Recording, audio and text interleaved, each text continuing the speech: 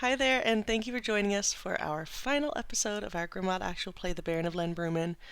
It has been so much fun putting this out there and recording this game for you guys. Hopefully you enjoyed watching it. Hopefully it made you giggle a little bit. Even more, hopefully it made you a little bit interested in the system.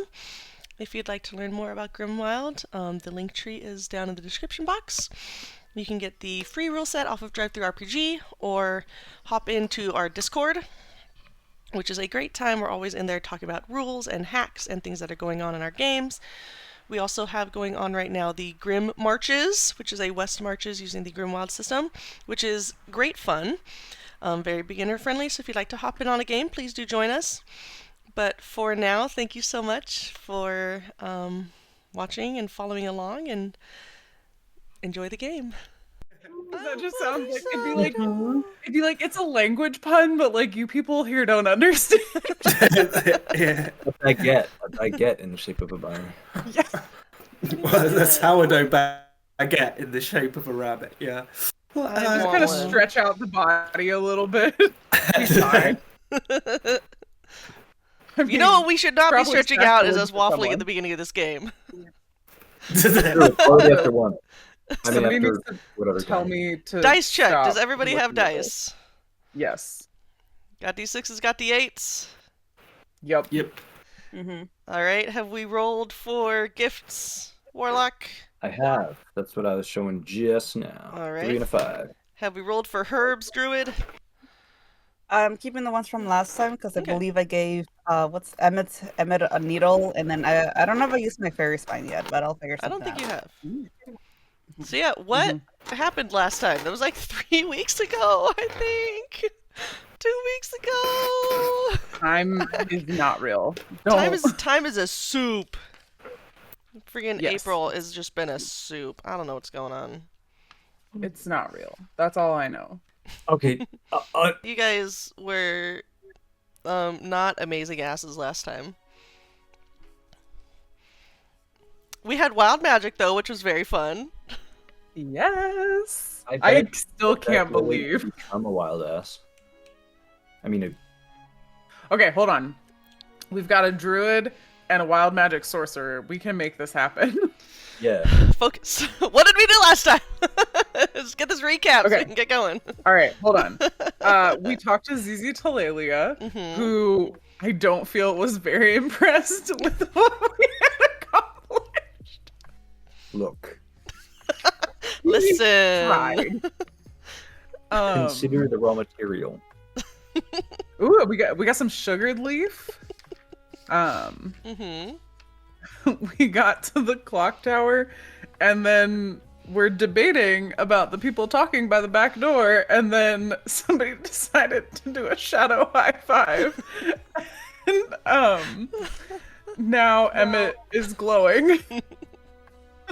Whoopsie. I think we disturbed a man who was trying to sleep whilst we were outside, from what I remember. Yeah. Yeah, I remember that that Morley did have some very sneaky moments, being able to lead us through the back streets easily and carefully, getting us through that big crowd. Both very good Yeah. sneaky moments. And now we are walking up some stairs, from Yep. what I remember. Yeah. When Yep. we got inside, we tried to convince the group to chill out and switch sides, and it sort of kind of didn't work, so we just ran through them and told them to run. Yeah. That worked better. Yeah. And I think we were also kind of trying to get some of them to like either chill out or go home.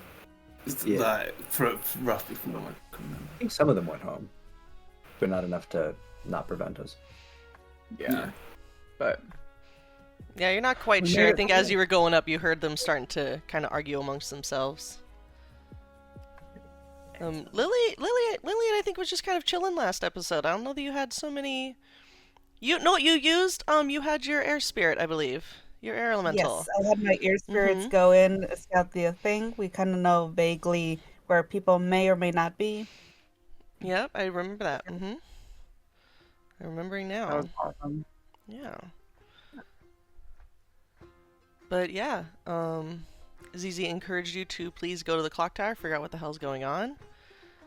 As the Baron was probably still doing nefarious shit, since she just, sent him on his way with a little head pat and, fistful of honey. And then... Oh, and the air spirit told us there's no one on this floor, right? No voices. No voices on this floor, if I remember correctly. Yeah, the second and third floors don't have any voices in them, so they should be empty. At least that the air spirit heard from the outside. But yeah, seems like a pretty good recap. You're trying to convince the Baron's men to abandon their nefarious ways, I guess. And we made it partially up the floors or partially up the stairs to the I want to call it the first floor, ground floor, first floor of the clock tower.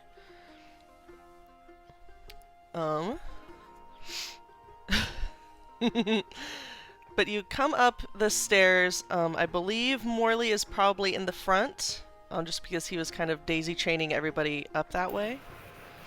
Yeah, cool. Okay. And you come up the stairs. They curve around kind of the back side of this building. It's not quite round. It's kind of like octagonal in its shape. So you're kind of coming up and around a corner. And you emerge into a dark room. You can see a few crates stacked up in here. To your right, there's a door that looks like it's boarded up. And then there's a door kind of above, like in front of you. But you can hear just a little bit sound of arguing from downstairs.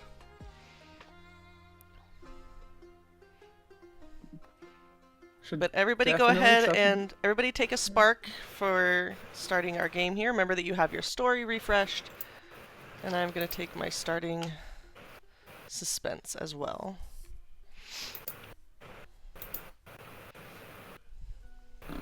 Is there any obvious kind of continuing route up the stairs?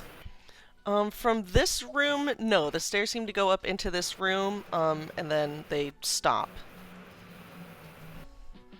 But it's also, 1, 2, 3, 4, maybe 25 feet by 25. Looks like it's like a quarter of this tower, of this room. Okay. So there's okay. Yeah, it seems like there could be potentially multiple rooms, and there are also 2 doors. One that is boarded up and one that is not. I'm gonna go check out the boarded up door. That seems promising. It's a boarded up door. Actually, that was my thought too. I was like, boarded up door. Wait, hold on. Are they like both leaning against the door together, like listening? So you're just like having to listen to this boarded up door? Yeah. I want to see if there's a keyhole or something. Okay. And then Morley, what were you about to say there? I was just going to say that whilst they're going to that door, I will probably be going to the door that is not boarded up and literally just kind of trying to see if it does actually open without need for like keys or any of these people's magic and that kind of stuff. For sure, yeah. Let's start listening at the boarded up door. You kind of put your ears at it, and I mean it's quiet. It's a door. Doesn't look like there's a keyhole. It doesn't look like it was ever made to lock, which is probably why there are now boards. Kind of hammered top and bottom to keep it shut.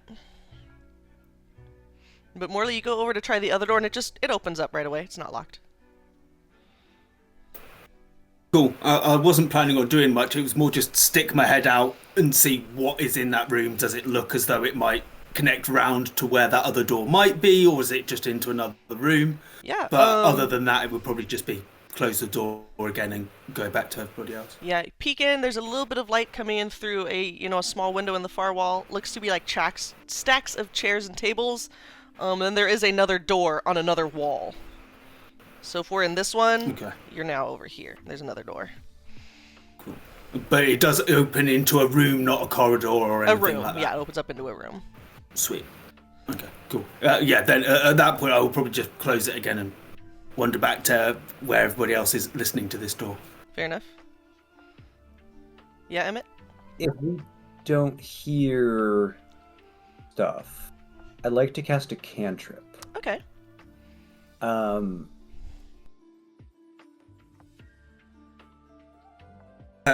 I know, I'm so glad actually glad that you guys had the whole convo, because I was able to make the next floor. So don't scroll down on the Excalibur, please. Keep that a secret. Yeah, that's all good. Like, if there is a secret tunnel, my Wises in Scoundrel and Ragamuffin will definitely mean that we can find it. Or we can just make one. You could just make one, but there are currently no secret tunnels. Disappointed. Okay, I'm can we have some secret tunnels and Moon on the Water as a treat? Potentially. Okay. Potentially. Treat. Just as a little treat. Little treat. Anyway, you're in this room. You don't hear any sounds coming from that block door. We're coming back in. Is there like a keyhole? There is no keyhole, no. No. Okay. Okay.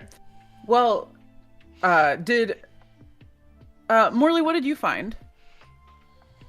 Oh, it looks like some sort of storage room. I suppose it looked like there was kind of chairs and tables and things. I couldn't quick pass. I couldn't see anything in there, as in like ready to jump on us.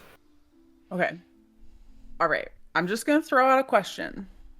Mm-hmm. If you were going upstairs in a room and you couldn't lock the door and you didn't want people to come behind you, and you were staging people downstairs, would you have them put boards over the door to stop other people coming up after you?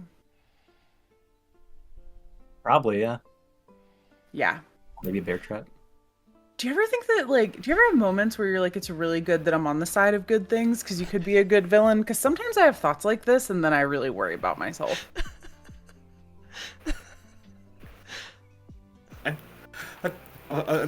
Next campaign is you guys just being Megan's character's minions, please. Yes. Yeah. Please. Yes. Wait. The witch is dead. We played the witch is dead, except the witch isn't dead. We already brought her back. Megan's the witch. We're all cute forest animals. You can still be a pigmy marmoset. Yes, We run around please. calling people. Yes. Okay. All right. Yes. Future Sarelle plans. Write it down. But for now, Okay. Sarelle is hopefully not evil. Should we? Although, I don't know. Morley, do you think it's worth checking the other room you saw before we start breaking things down? Just to be like, for sure.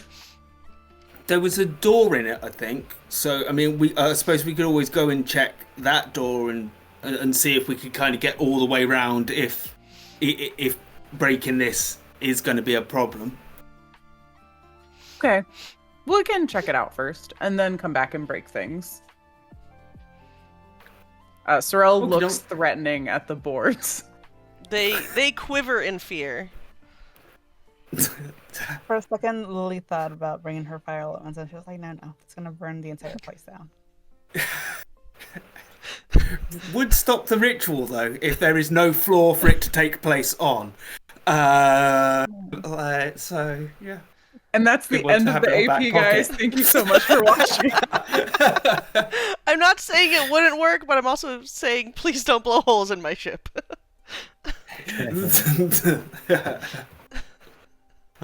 So, if we're moving away from the door, I will probably just go into the other room and, I will probably do it slightly carefully, just in case, because I know there's not supposed to be any sounds, but I don't. It's not that I don't trust the air elemental, it's just that I don't trust there not to be, like, some traps on the floor or something weird going on. Fair, yeah. And then just move towards the other door if there doesn't seem to be a problem.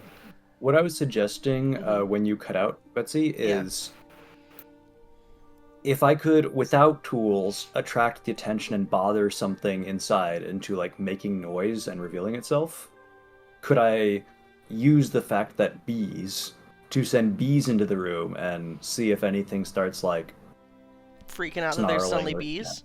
Yeah. Yeah, you can do that. You can send some bees in. Okay. Scout bees. What kind of roll would that be? If it would be a roll. I feel like it wouldn't be a roll if you're just sending bees. Unless you're telling them to do something very specific. If you just want there to be bees through the door, I don't know that it would be necessarily a roll. All right, yeah, I'm just putting bees into the room, seeing if anything happens. I mean, you just have some bees. Yeah, fuck it, you can just send some bees in.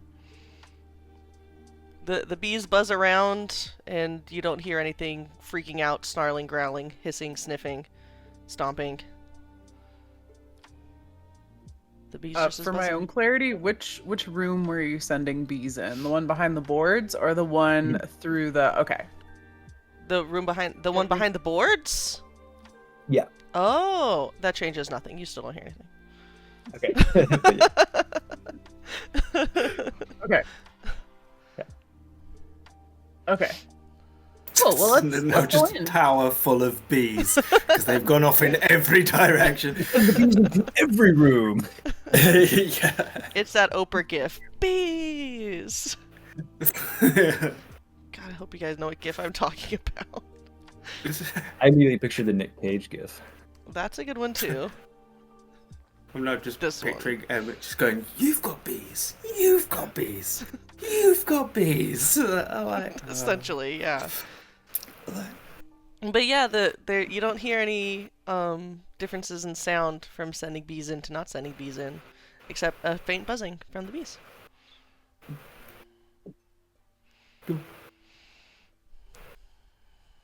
Morley, you were checking out the other room?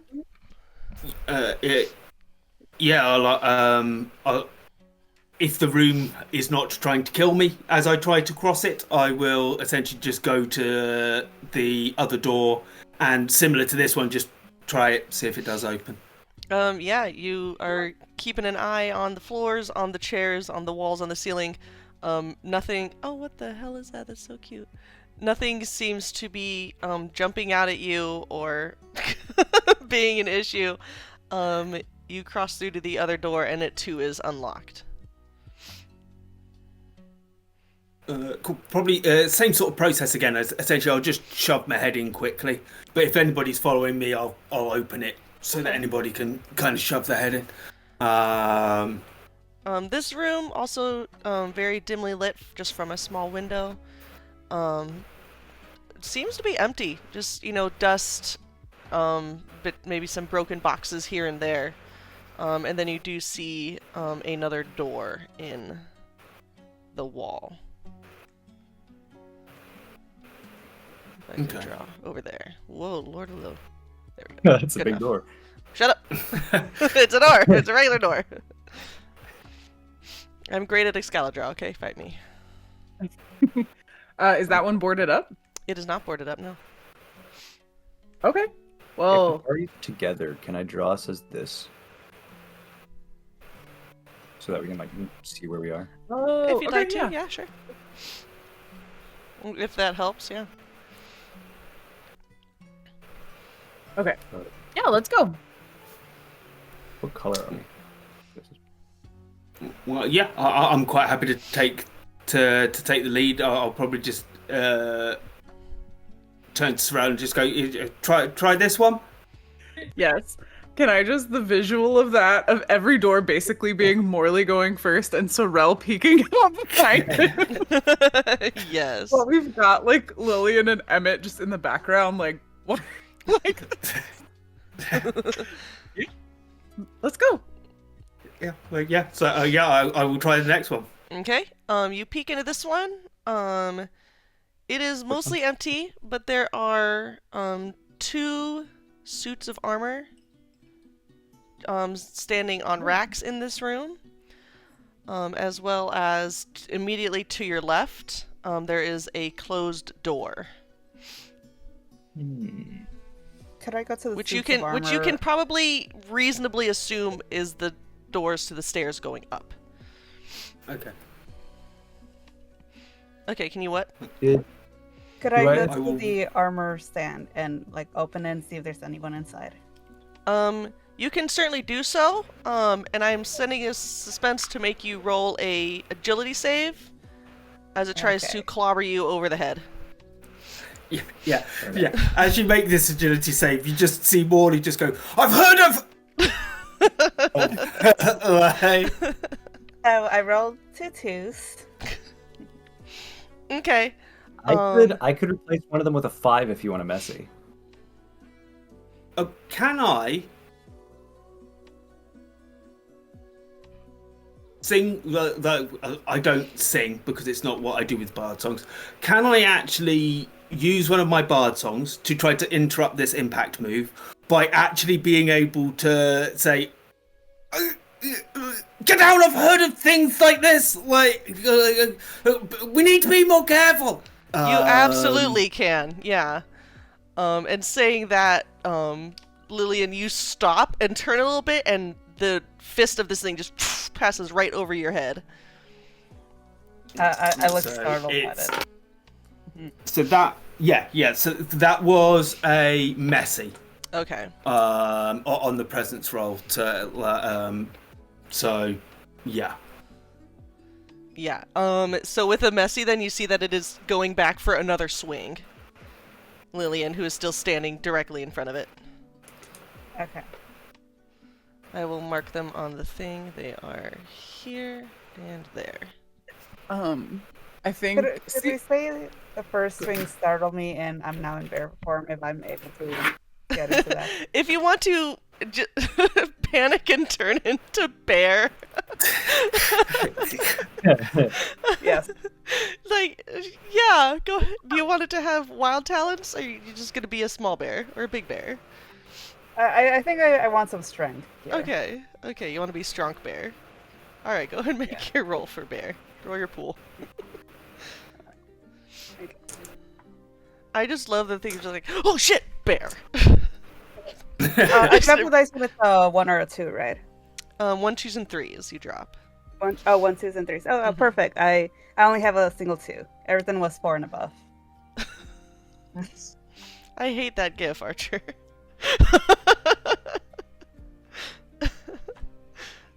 Alright, perfect. So, you suddenly just, and you are a bear. Everyone else, what are we doing?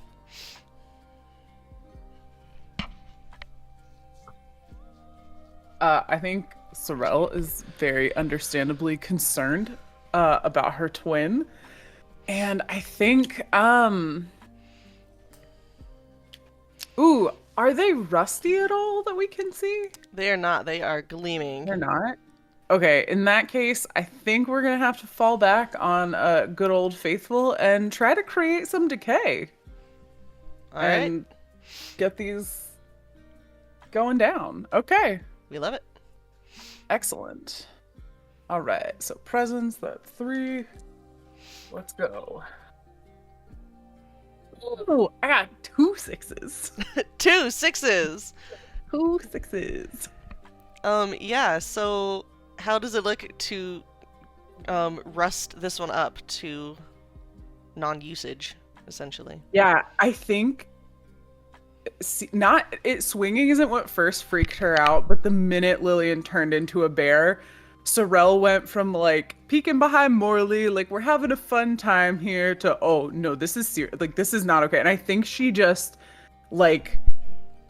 she flings out a hand, and with that, like it's almost like a handful of rust like comes out of her hand at the creature. And it almost instantaneously, can I for the drama say it was going for another swing, and like mid-swing, the rust just spreads over the whole thing. Yes. And like solid. Mm-hmm. Yeah. Yeah. Crunches into place. Yeah.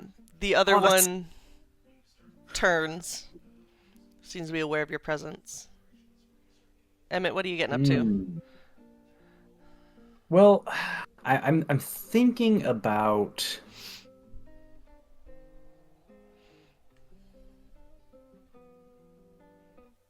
I assume there's not a person in these suits of armor. Like they're just certain suits of armor. Well, they didn't react to the bees.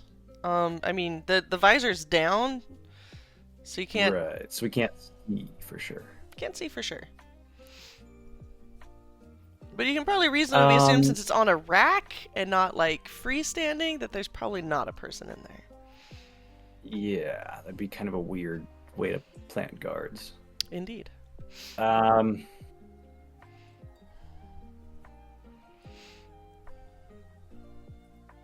What I've been thinking of is trying to, I'm very used to things living in heads where they don't belong, right?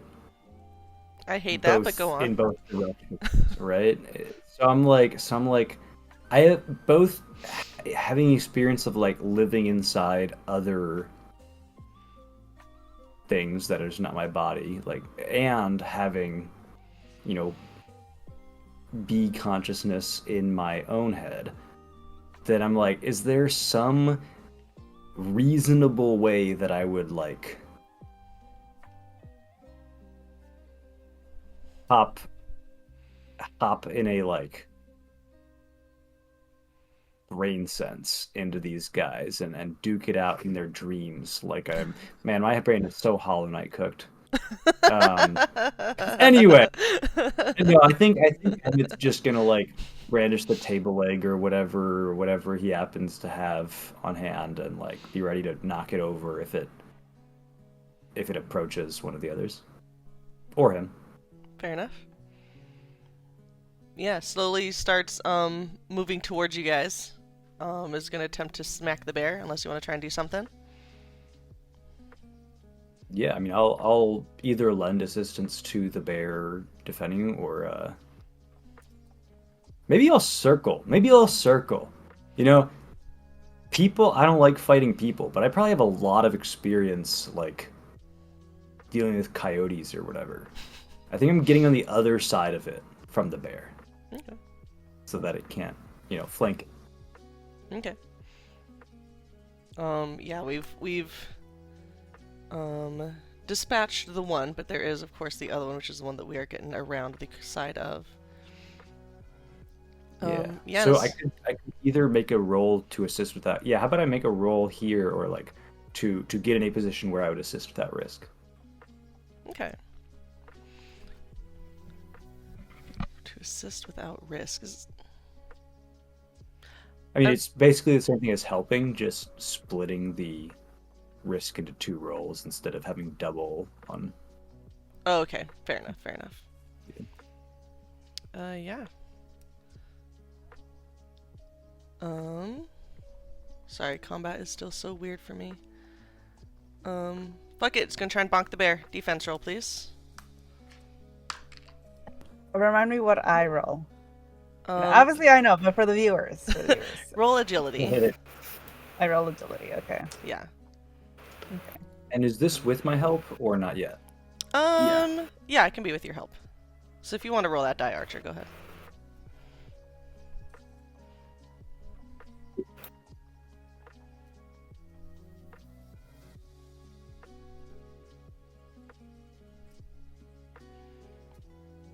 Double threes are grim, right? Trying to remember my. That thing. is a grim, I got a yes. 4, which brings it up to a messy. Does bring it up to a Okay. messy. Yeah. It's gonna... I had a thought, and it entered in one ear and then just left in a different orifice. So, yeah, luckily, Emmett moving around to the other side of this thing is able to distract it enough that it doesn't get quite a clear hit on the bear, but you do get significantly bonked. Barely in. Yeah, barely in. And you're gonna take a mark, probably 2 agility, as it comes down onto your shoulder, rather solidly.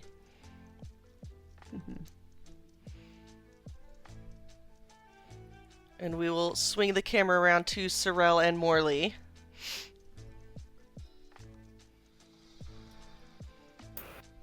Sarelle kind of looks at Morley like, do you have any ideas? Not massively.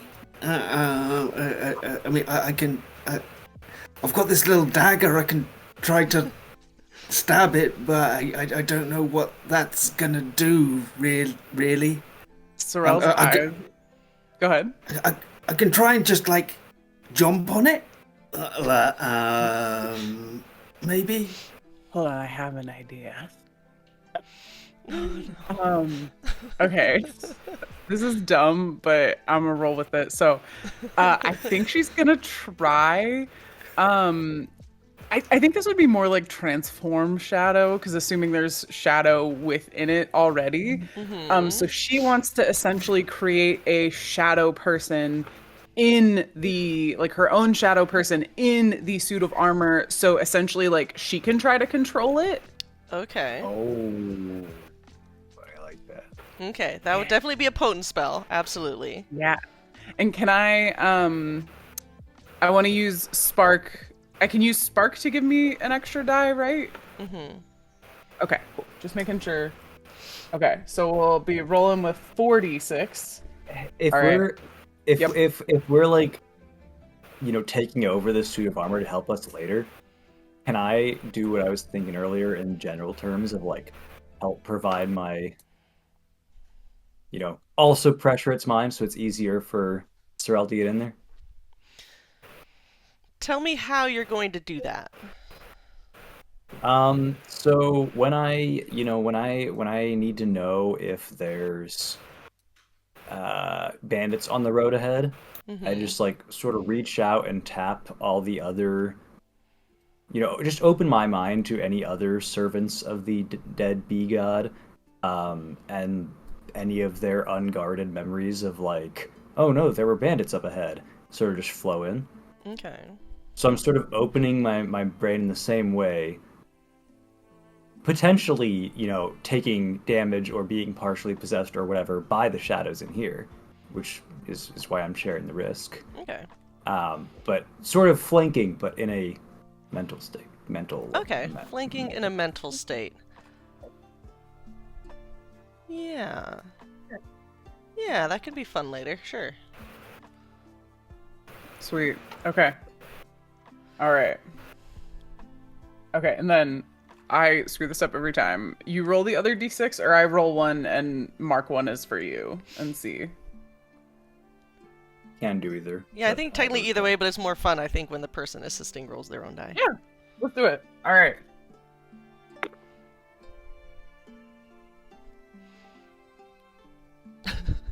Uh-oh. Hell yeah. Okay, so I had to look at Maelstrom. What'd you get? Did you get a 1? I got a 1. I wish I got a 1. No, you didn't get a 1. I didn't get a 1 or a 4, but I got 2 5s, but because of Maelstrom, they're both 6s. They're both so 6s. That's 2 6s. Yeah. Okay, tasty. Tell me what happens, Miss boss-ass spellcaster over here. Yeah. I just need that wild magic surge to go with it. I think in her, like, basically while Emmett and Lillian were, like, handling things, and her and Morley were having this whispered conversation, like, I don't know what to do. Do you know what to do? She's like, oh, shit, okay. And I think she holds her arm out, and for a minute, it maybe doesn't look like anything has happened. There's maybe just a little coalescing of shadow around the joints of it. And then in her mind, she's just like, she holds that hand out and she's just like, stop attacking. And she's kind of flinching, like waiting for it to throw a punch again, even though she's not next to it. She's just like, this is going to go badly. Okay. And I think, with it being 2 6s, I think my thought would be that it like assumes like a resting suit of armor stance. I don't know if that's a thing, but you know what I mean. Yeah, as if the person inside was standing suddenly at parade rest, for sure. With double 6s, it absolutely does that. Yeah, and she's like, she like looks over at Morley wide-eyed and was like, I didn't think that was gonna work. So I'm still there. I react to your flinching, so it's kind of just been a chain of flinching. And I would just look at it, just go, oh. Whatever it is, it's good. Do you reckon you have enough power to like punch through the door? Or do you reckon we just open it and go up the stairs? Let's see. Do you reckon? Open. What do you reckon? the armor has enough power to punch through the door? Well, Like, maybe- I think we should do that if the door's not open, because we haven't tried the doorknob yet, right? It'd be kind of wicked, though. Okay, well, there's gonna be more doors. There's already there's a couple levels left of this tower. I think we'll probably need that. That's true. I think Sarelle is gonna stand behind Morley and be like, "You got this door." So I would probably kind of shimmy my way around the large bear in the room, and patting her. Go towards the door. And yeah, does it just open? It's locked. So I will try it. It's probably pretty obvious that it's not opening because it'll probably make a noise. Yeah. But I will just turn around and just kind of bow for the armor to do whatever it would like, essentially. Sarelle's just gonna be like, punch, and point the armor towards the door. Okay, roll 3d6s. Okay. For armor, I imagine would have 3 in strength. Okay. It's not feeling that strong today. That's 2 3s and a 2. The shadows just don't have a lot of substance to them. Seeing that the armor fell, could I go ahead and do that then in bear form? You know what? Well- Hold on. Yeah. Emmett? I can replace one of those with a 5 if we don't want the armor to be like this. I guess it'd be still messy, so it might still. I don't know. I can make that messy if we want.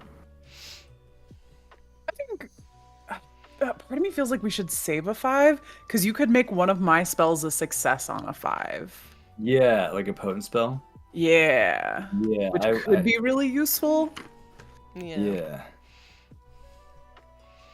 So yeah, the armor goes to punch the door.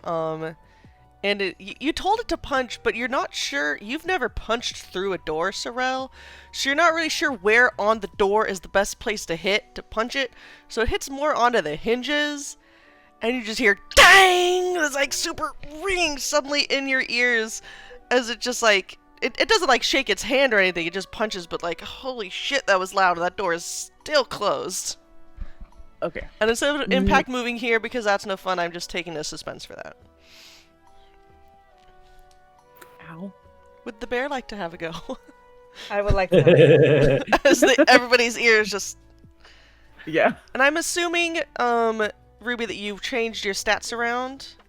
Yes. Okay. My brawn is now 3. Perfect. Brawn. I've been calling it I- strength. I'm gonna get... Max is gonna kill me. Don't tell him. I got a 5. I believe that's a messy.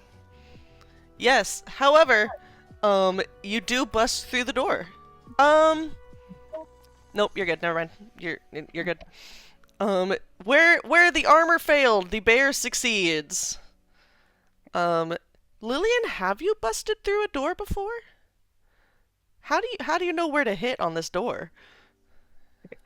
I was actually kind of imagining that maybe the bear is a little too big for the door, so it's kind of a little stuck in the doorway. It absolutely is. Poor bear. I think she needs a little push before she can get the rest of the way through. But yeah, the door is open. I'm gonna go ahead and take another suspense just to move us through, but go ahead. I will go to push Lillian Bear, but there's this moment where I suddenly realise I might just be kind of pushing Lillian's bottom, so I kind of and then I will just look at Sarelle, I'm not entirely sure on the exact etiquette of Bear druids bottom. in this situation. Her bear bottom. Yeah, well done.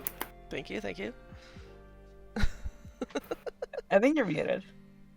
Yeah, Megan, I super can't hear you, babe. Yeah. I was muted because Puppy's doing puppy things.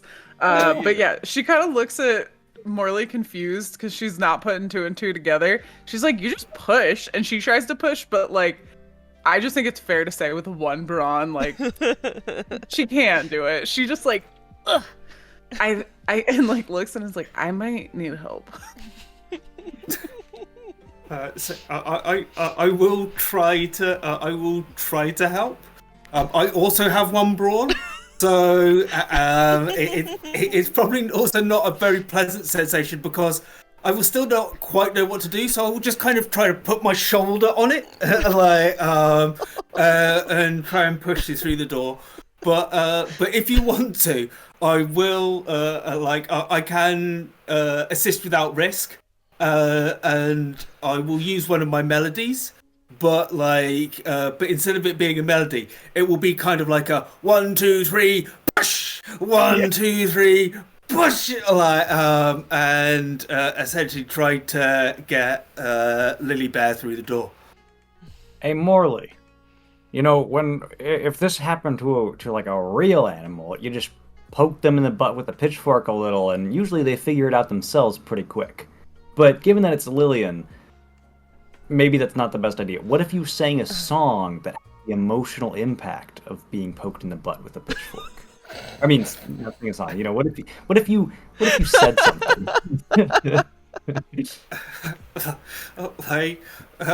Lillian, I'm gonna.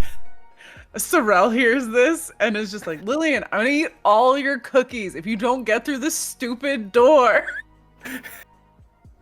All right. Do I roll for something to try to get out of the door? Yeah, sure. Roll agility, I guess. But you've got a thorn on it from earlier, so. I do have a thorn on it. Sorry, the idea of singing a song that gives the essence of being poked in the butt with a pitchfork just got me. I don't know, man. I got a 6, and my thorn was a 5, which I believe does nothing. Okay, yeah. Everybody's assistance, Sarelle stealing your cookies, Emmett threatening to poke you with a pitchfork. You're able to kind of creak your way up this staircase. Oh, I'm gonna cry. Okay. And you are able to get up to the second floor of this tower. And how the hell? Oh, because I locked it because I'm a dumbass. Hold on. Give me one moment. Okay. If I can find a way to move it, I can't because I'm stupid. If you scroll down in the Excalibur, we have what you come up into on the second floor of this tower. You come up, the bear kind of squeezing through, and the bear, you kind of you get your head poked through, and you are in a, it's supposed to be curved. I can't curve on Dungeon Scrawl very easily. But it is a curved room. There's a large window on that wall there. You can't really see out of it because the fog is so thick right now. There is a very large, beautiful rug on the floor. A hallway going to the left. There's a wall there, but I didn't figure out how to erase it in time. So the hallway to your left, that's open. That's not closed. Yeah, right there. And then as you kind of peek yeah, right there. There's an open wall, again, directly just to your left there that leads into an open space you can't quite see. There's a door across from you. But that's what the bear sees, just as its nose immediately comes through. Do you say this is a door? Yes. Okay. Should be able I'm gonna to. put myself on the rug. Is there a fireplace here, or is it just the rug? Well, no, but if you put yourself on the rug, I'll need you to roll agility again, as it's going to try and attack you. I'm just falling into everything, apparently. Yeah, that's entirely what I was expecting. I was like, Yeah. Okay, that's a 4, so I believe that's a moxie. Yeah, so you are rather too big for this rug to get around you. Like entirely, even though it's a pretty big rug. It's like a 7x7 rug, so it does try and like get up around you. You don't take a mark or anything, but you are currently held in place by the rug. And you all coming behind her probably could see that she's being squiggled by a rug. Being attacked, did you ask for this to be enacted? You could be a rug. Stop it. Is Arnold the armor coming with us? Or is that over now? Oh yeah, that's a good question. Um. Hmm. Just He for. did roll a Huh? He did roll a grim. Does that hurt us, or did you take suspense, or? I took suspense for it. We'll say that it can come with you, but yeah, if you want it to come with you for a little bit longer, it can. We'll say that the spell will probably run out after this 4, though. Okay. Why can I not grab anything? Anyway, but yeah. Barely in. Snaggled by a rug. What are we doing? Oh no. We're just gonna let it happen. Sorry. Sucks to suck. Rip. Sarelle Rip! probably has a lot of experience beating carpets if her ZZ has a tea shop. Right? Like, you probably spend a lot of time beating the dust out of those carpets. Go ahead, Alex. Go Emmett, ahead. like, is it just bees, or do you have like other insects as well? Do you, like, can you like produce like a swarm of moths? Like, and we can just kind of like eat it away or whatever. That's an interesting question. I do think, unless I want to, and Betsy's willing to let me spend story to establish a little that it's not actually bees, it's more of like the hive mind thing. But even then, like, moths aren't a hive mind. Yeah, moths aren't a hive mind. I think that would be a bit of a stretch. I think that'd just be like more stretching towards druid territory. Yeah, I agree. Hi, dork. Yeah. With your beast can ask talk to other insects and ask for help. I do have the poisoner thing that I could probably like justify that. Like bees going and what do moths do to eat stuff, by the way? Is it just eat? Is it literally just they eat it? I think they just eat it, right? Can't a lot of moths not be able to eat? They don't live very long. I mean, some of them, yeah, but... Yeah.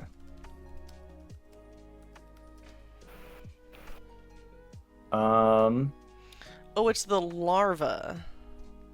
So Oh. the moths lay the eggs, and then they hatch into larvae, and then the larvae consume the fibers. Okay, so we'd need like locusts or something. Yeah. Like, I mean, if not, like, I think Morley's other thought is like looking at this situation. Is I would like to use my scoundrel signs of weakness Okay. to find a frayed edge of it and just start to literally pull it apart. Like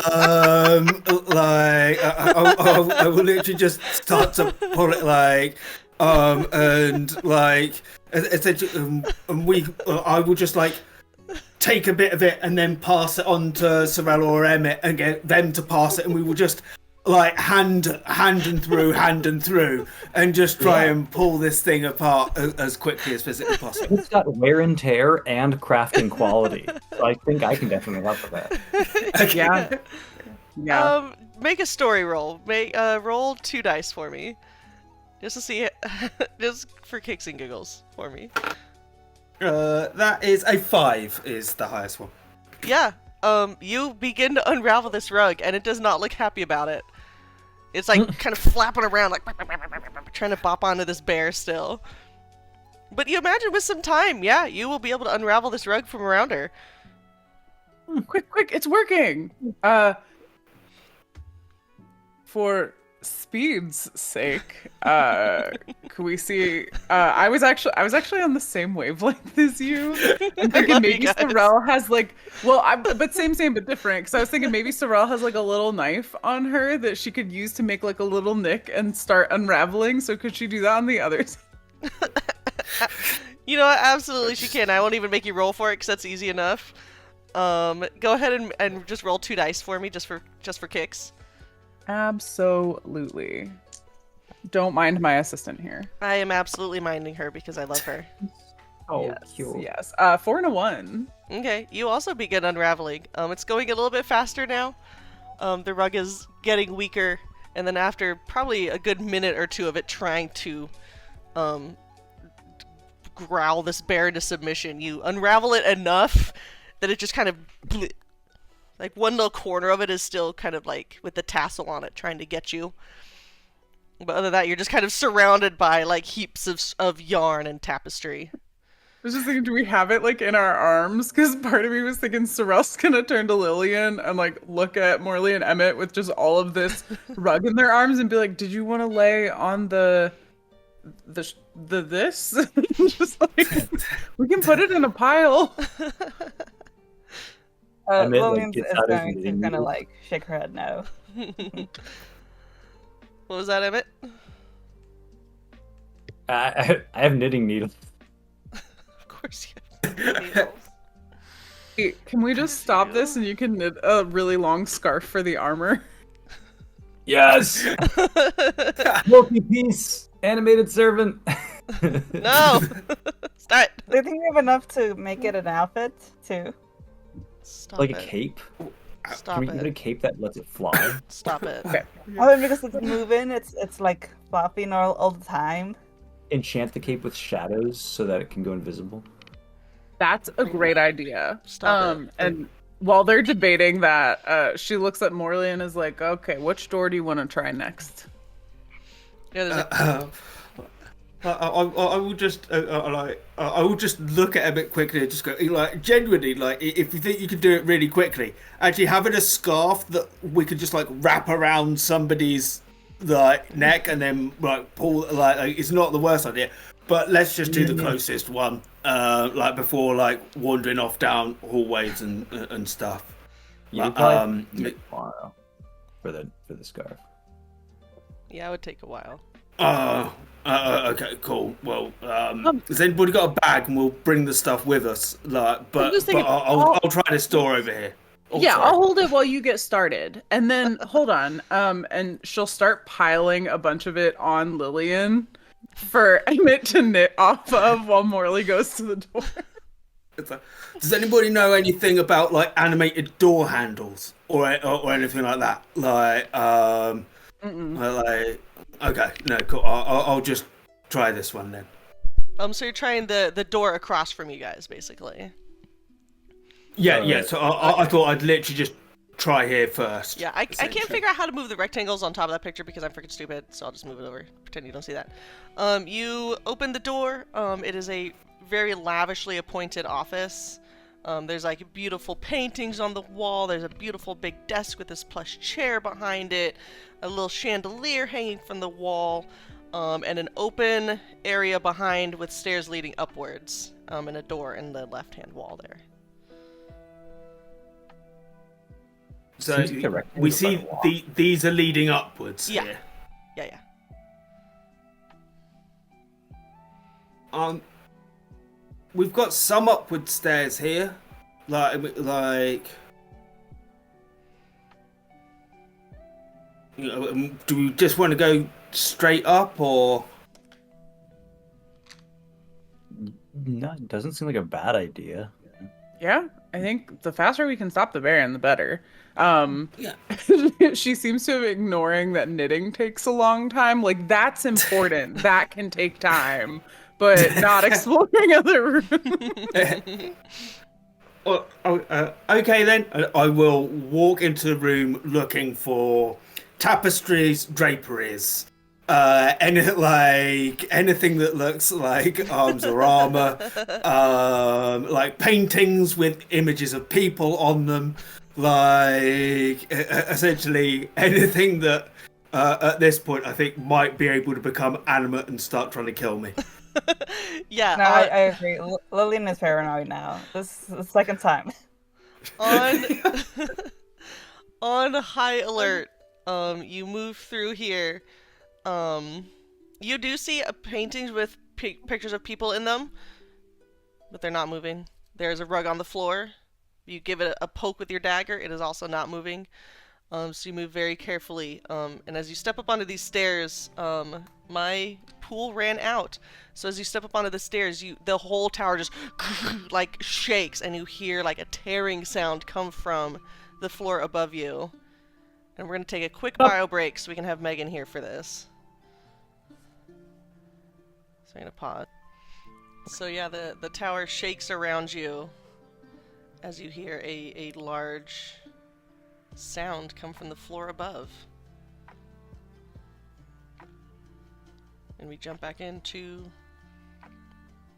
our game here.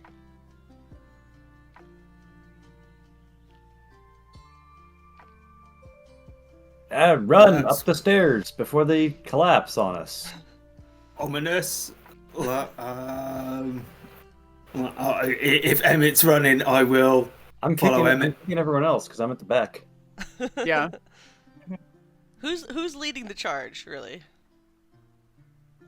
Well, like if I'm at the front of the queue and nobody else is going, I will just go. Okay. Yeah. It goes up a little ways to a landing, and then there's a ladder with a like a trapdoor hatch in the ceiling above you. So the stairs don't continue all the way up. You have to go up a ladder through the hatch door. Lillian, can you do ladders? We need to go. I know there's the what type of bear is the one that climbs? So let's say I turn into that. I was thinking, All could you bears fit can through the climb. hatch? Oh, that's actually a good question. Yeah. It 'cause is a bit smaller than a door. I just sort of Okay, assume that since you are you in the bear, that you could figure out climbing. Mm. Okay.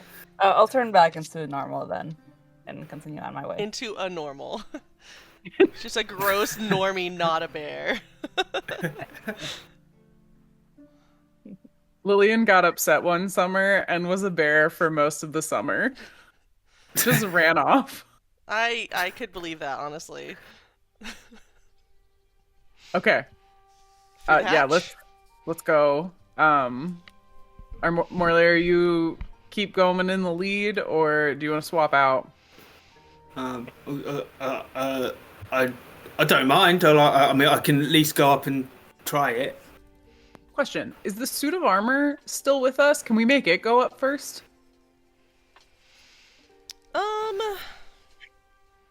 If it ran out, that's okay too. We did run around dismantling the rug. I'll say that, yeah, it is now in a parade rest. It will not attack you, but you cannot make it do anything else at this time. Okay. All right then. Yeah. Morley, I guess it's all you. I will go up the ladder and see if it opens. Yeah, it opens up. Doesn't appear to I be will locked. very tentatively poke my head up and see what I can see through the gap. Yeah, seeing through the gap, I have my picture. I'm like, holy, what would you be able to see? You see the, essentially the top floor of the clock tower. It is open on 3 of the 8 sides to the elements. I need to mark which ones are this one, and that one. Open on 3 sides of the elements. At each of the corners there are pillars that rise up to support a sloping roof. From your angle, you can see the Baron and his lieutenant standing in the middle of a glowing circle in the middle of the floor. The Baron's hands are kind of in front of him like this, and you just see the mists just swirling around them. And that's what you see just from a quick peek under the hatch.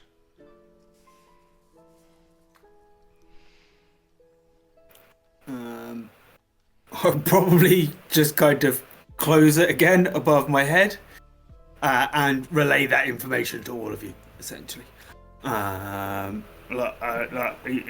Looks like there's mists up there, and does anybody have an idea for getting up there, or are we all gonna go one by one out of this hatch? Can you throw the suit of armor through the hatch? Just How high is the ceiling? that's a good question. You have to go up, or the ceiling in the staircase, or the ceiling. Like how tall is the ladder? I guess. The ladder is about, let's see, that much up, about 7 or 8 feet. Okay. So if you're still a bear, you can just like lift the rest of us through that. Good, yeah. We could do that. I guess if you're still a bear, you could throw the I keep almost saying skeleton, the suit of armor. Because I was about to say we don't have enough brawn for that. Look, If I'm still in bear form, do we want to throw the suit of armor and then I help you guys up, or Just throw the suit of armor as a distraction? yeah, let's see what happens. so we're all going through. I mean, I don't mind. Like I don't need your help, Lily. I think I'll be able to get up the ladder fine. It's more like, are we just going through it like one by one? We've got no like other ideas. I mean, once I'm up there, I can try to do stuff with maybe like the shadows. Is there a bell in this clock tower, and is he beneath it? There are 2 bells. They are even farther above you. Is he beneath one of them? He's technically beneath both. However, there is Okay. also now a large crack in the floor. So Okay. you could collapse the entire tower around you. It is a possibility. The whole tower or just the top level? I want to drop a bell on him. How stable Yeah. is the entire Okay. tower? As stable as our sanity. It's not very stable. I could call on my earth spirit and have it reinforce the tower. Yeah, and maybe your airspeed could catch us. If we have to jump. The backup We have to plan. jump my earth spirit. Yeah. Oh, am I still glowing? Oh, I meant to say something about that earlier. I think Sarelle is just gonna assume she's like, yeah, glowing people are obviously more intimidating, and Emmett talks a lot. So unless you specifically like ask her or say something, she's just gonna assume it's helpful. But if Emmett would say something like, "Hey, this isn't like the greatest thing," she'd be like, "Oh my god, I'm so sorry," and drop it. Okay. Okay. Yeah, Okay. we haven't needed to use darkness and stealth yet. Is there a way, because Emmett is glowing, is there a way that we can get Emmett up there and like could your air spirit get him up there and like pretend that he's like a deity and he's come for his revenge against the Baron? I could Or probably a do that. messenger or like a avenger, yeah. I've also got some fairy spine, since fairies deal with like dreams, illusions, things like that. I was thinking maybe you could burn it as you're going up to cause like some like images to appear around you if you want to go for a more intimidating look as well. I like that. What are you thinking, And Alex? Morley and I both have gone. Yeah. Sorry. Who we like trying to affect, because like we met the Baron about an hour ago, and I'm pretty sure he's going to know who Emmett is. That's a good point. All right. I mean, we might be able to scare other people if there are other Okay. people, or But like, there's I don't know what like- mist creatures believe in. Like that, they may well be moved in some way, but Do we? Yeah, I don't know if it'll do anything to the Baron. The fairy spine is a major, so it could also disguise Emmett if you wanted that. Oh. Good. Okay. I do think though, since I have the devout trait, trying to trick people into thinking I'm a deity is probably, I'd probably have to push myself to not do that. Okay. So, but more importantly, like I don't think we have to necessarily try to trick people. Like I think if I show up glowing, riding a air spirit with my devout aura that I already have, like even if people know exactly who I am and why I'm there, I feel like they'd be pretty terrified. Okay. Do we do that, and then if that doesn't work, Lillian gets her earth spirit to reinforce the tower, and we drop a bell on him. Morley also still gone. Where are we dropping the bell from? And are we not going to have to be in the room with him to be able to like get access to the bell to drop it on him? So Sarelle would go up, and my thought was to use like the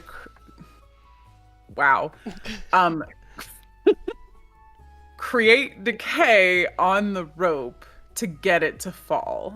And potentially, like, see if she can at least get one of them down.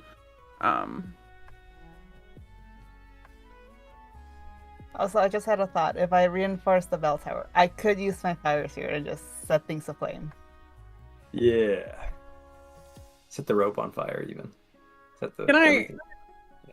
Could Emmett potentially try to sway the mist to our side? So kind of foiling his plan, and then we can just capture him and be like, "Hi, you're stupid." I do like that idea.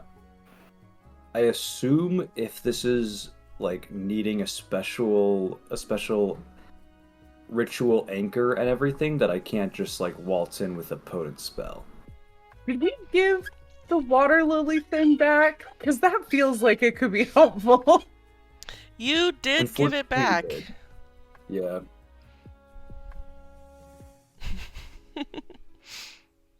Wait, but that does mean if they were looking for it, that does mean it was a crucial part of the ritual. So they're conducting a ritual without one of the anchors.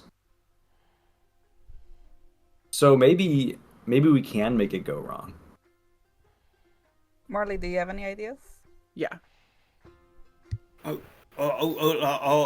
was just gonna like let everybody do what they had to do, but like my thinking is that if Emmett's like, if we like yeet him out of a window and then you pick him up and pop him on top while he's glowing or whatever that side of the plan was, I was essentially just going to use that as a distraction to come out of the hole, like at the same time, like and then kind of try to assess exactly what's going on up there, and then I will see what I can do.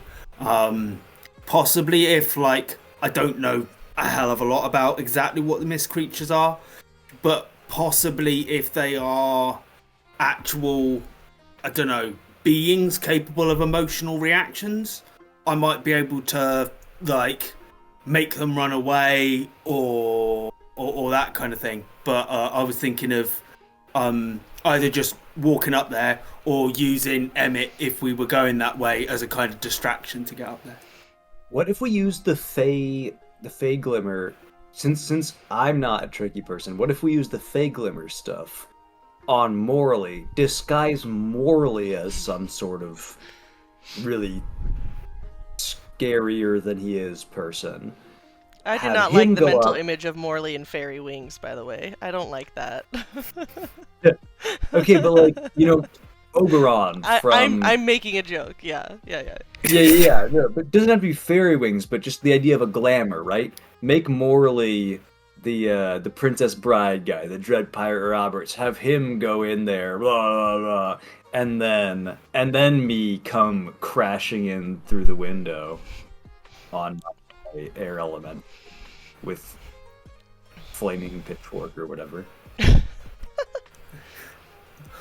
I like spectacle. I mean, you know.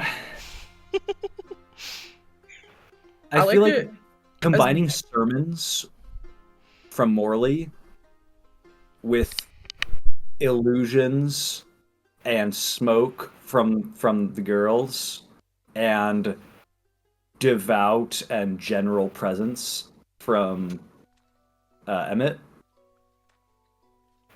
Spectacle.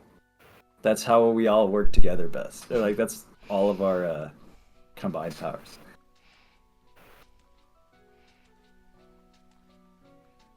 Y'all tell me what you're gonna do? Okay. How are you... My only question with that is, how are you getting Morley there first?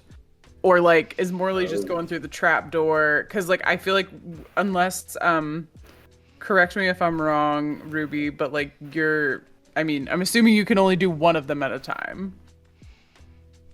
I believe so, yes. But for my air spirit, it is a deep connection, so I can use them twice a day.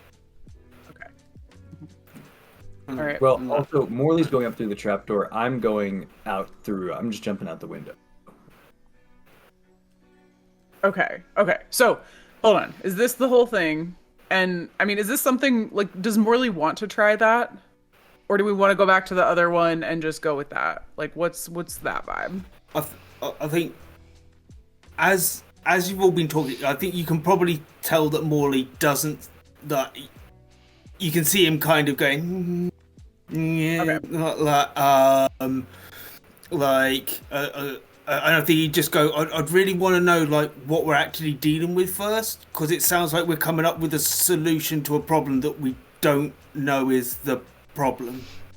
Like, on a certain level, like, I don't know what this ritual is, what it does, what it is doing, what actual dangers we'll face. And that was mainly my reason for wanting to kind of get up and in there and be able to like assess the situation. And then if you want to like from there, if you want to like drop stuff on people, make something like whatever it is.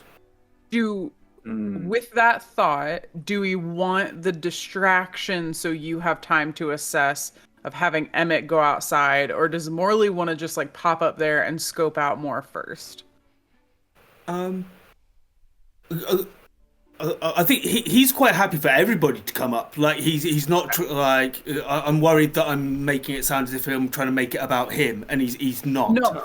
Like I was trying to leave the option for him to assess, and then Lillian can pop Emmett up there, and they could do that then.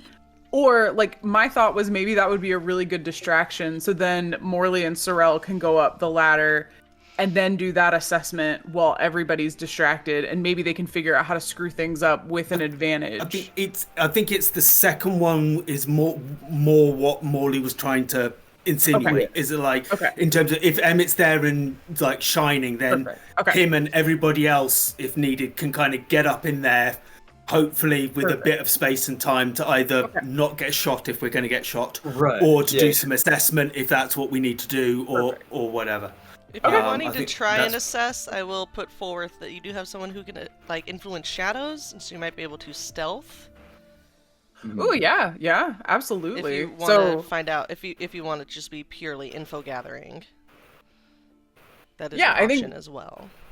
Yeah, we could wrap some shadows around us, keep us a little bit, so that we can then maybe it sets us up a little better to do something once we figure out what's going on. Cool, I like it. Okay, does that sound good to everybody? Everybody clear on? Everybody feel good? Anybody else have any last input? Just to be clear, we're doing the stealth part first. I think we're doing two things at once. So here, I'll do a quick recap, and that way we can recap for us. So, we're gonna essentially kind of be running two teams for this. We're gonna have Emmett and Lillian kind of team one, and they're gonna be, using air spirit to bring Emmett up, and Emmett's gonna do his thing to create a big distraction. Maybe we can get some people on our side. Maybe, they can do some stuff that way. Then Sarelle and Morley are gonna go up the ladder, stealth with shadows, try to, while there's chaos, figure out what's going on and like how they can go about stopping it. And then once we kind of figure that out, once that's shaken out, we'll proceed from there. Is that a correct interpretation? I think Lillian would go up with you guys on the ladder, and the spirit would only take Emmett up. Okay, cool, absolutely. All right. So let's do it. Who's going to be moving first then? Probably Emmett. Yeah.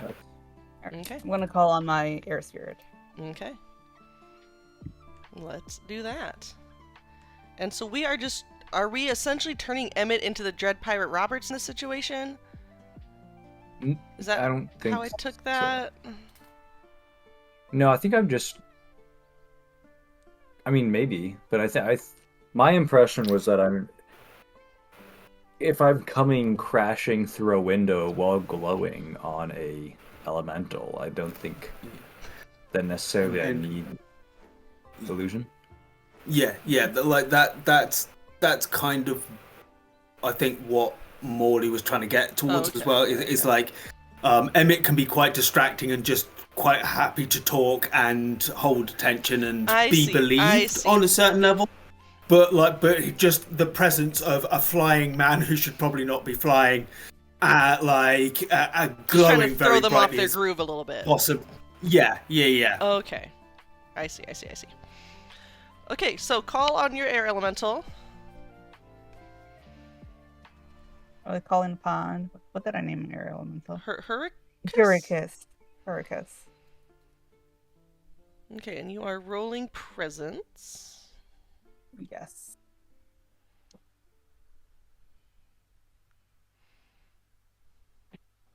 That's such a dramatic charge for that roll. It was. It's a perfect. It's a 6. I got a 5 and a 6. We love it. So tell us what you're doing with Hurricus. What are you having him do? Okay, I'm gonna have Hurricus.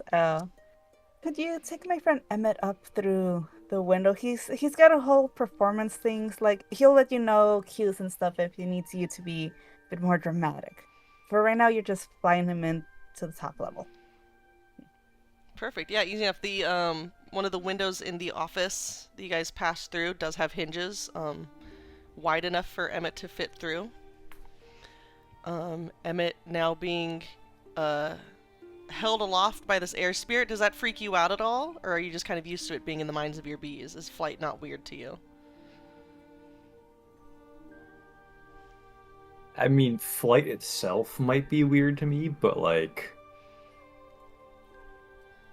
I don't think it's disturbing weird. Okay. I think it's like, he's probably looked out over a few cliffs. Probably had, everyone dreams about flying. And Emmett has, like, memory-ish dreams. Like, his dreams are, like, riding a roller coaster that someone else did, so... I love that. Probably is not too for me. Alright, so, let me see if I can grab it. Oh, I think I locked it, because I'm a dumbass. Hold on. I have on the Excalibur a little rough map of the top floor. It's underneath, down below, because I can't figure out how to move it. The box in the leftish area here, that's the hatch. Next to the hatch is a ladder leading upwards to where the bells are. The bells are about, let me see, probably 10, the bottom of the bells is probably about 10-15 feet from the floor here. So there's a fairly tall ladder going up. The green dots are pillars. Green lines are walls.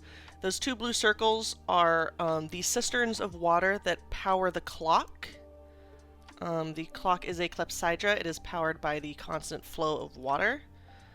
So the water is collected from the roof into like aquifers, basically, that go down into these 2 big cisterns of water that keep the clock running. So that we can have the 3 open sides on it without the machinery getting, gunked up or anything. And because this is a very wet area, very wet climate, it rains pretty frequently, it's very foggy, there's always water. You see the big orange line in the middle is the crack in the floor that is currently there. And then the circle is the glowing circle that the Baron and his lieutenant are currently standing in. So you would have gotten yeeted out of the office window, which is this one right here. Kind of here, but a floor below. So we will let Emmett make a grand entrance before we pop over to our other team. So, Emmett, I believe Lillian instructed Hurricus to kind of listen to your promptings. Remind me your relationship with Hurricus, Lillian? It is deep respect. Okay, yeah, so Hurricus does not need much convincing from you to listen to Elliott, so. Set the scene for us, Elliott. I think I'm going to be swooping in at sort of the highest place I can. So if the bells, if the bells aren't attached to the ceiling itself, if it's in like cathedrals where there's like the ceiling is open and then there's a like a roof, a crosshatch, you know? Yeah, Like, and it is like entirely open. You can gargoyles a bit. stand on the floor of this and look up into the scaffolding upon which the bells are being held. There's no separation. If that makes sense at all. From above or from the ground level? From the floor of the tower here. There is a roof on top of them, but Okay, and the roof is like solid? relatively. Okay, so there's not rafters or like, okay. And in that case, I guess I'll just, as soon as I'll be far enough away to not draw too much attention, although I don't know how much I can avoid attention as a flying, glowing being.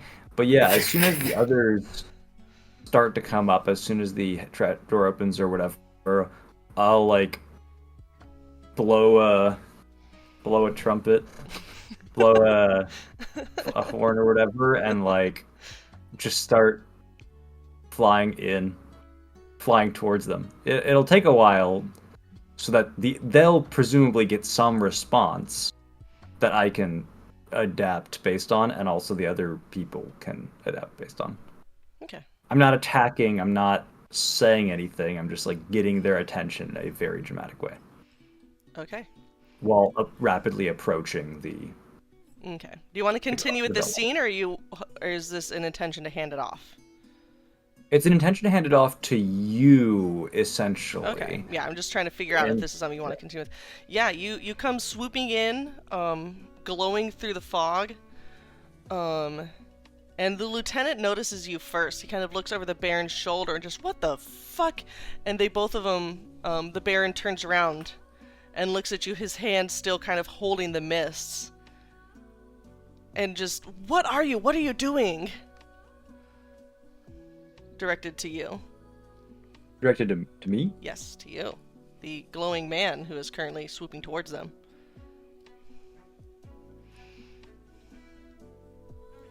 Emmett's not a fast thinker. He just yells,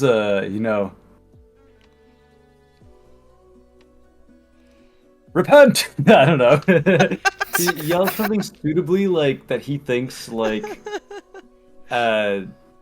like aggressive, distracting. What would catch him off guard?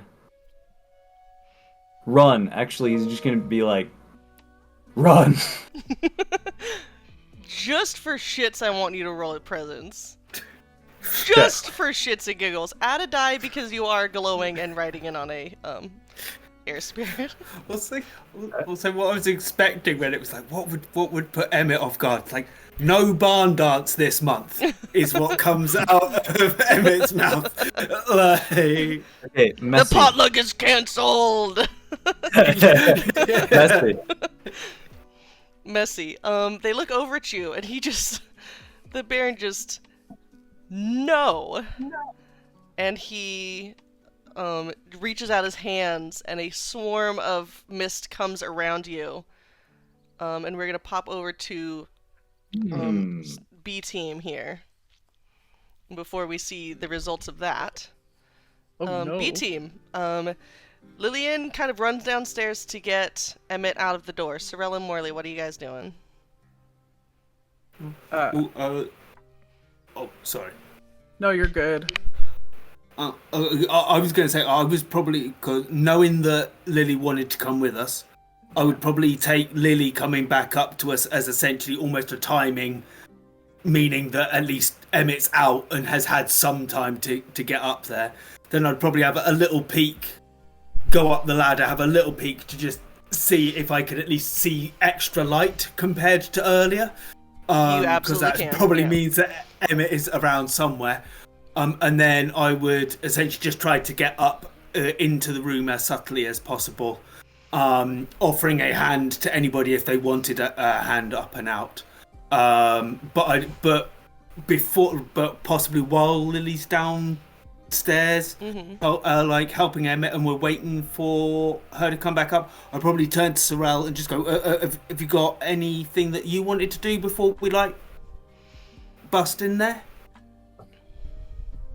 No, I can't, like, if I'm gonna be honest with you, I kind of want this over because I talked about cookies earlier, and now I would really like to have some cookies.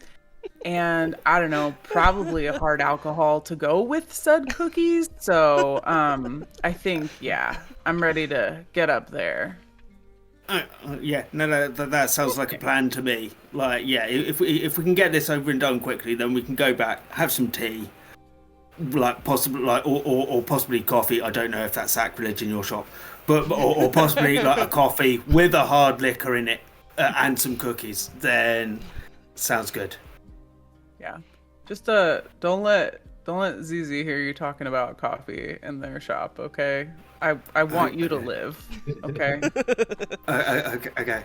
Yeah, I would prefer to stay on good terms with Zizi if that's possible. We'll get you a good strong tea. It'll put some hair on your chest. Okay, yeah, I do actually need some. I'm a relatively hairless human being, so like that would be quite nice actually. You good, Megan? Sarelle makes a mental note to brush Lillian the next time she's a bear and give the hair a force with some glue. At which point That's the end of today's session. All right. See you next week. Betsy's never talking to us again. I'm blocking all of you. But yeah, apart from that, like I think like Morley would essentially just be ready to go, and he's kind of happy to go, like with or without Shadow. He trusts like he trusts Sarelle to do that when it is needed, and whatever, and so it would probably just be. Assuming Lily didn't want to add something when Lily comes back to stairs. Is there anything Lily wants to add? Sorry. Yeah, at this point, you guys have this conversation about coffee and hairy chests, and at that point, Lillian can rejoin the group here at the top of the stairs.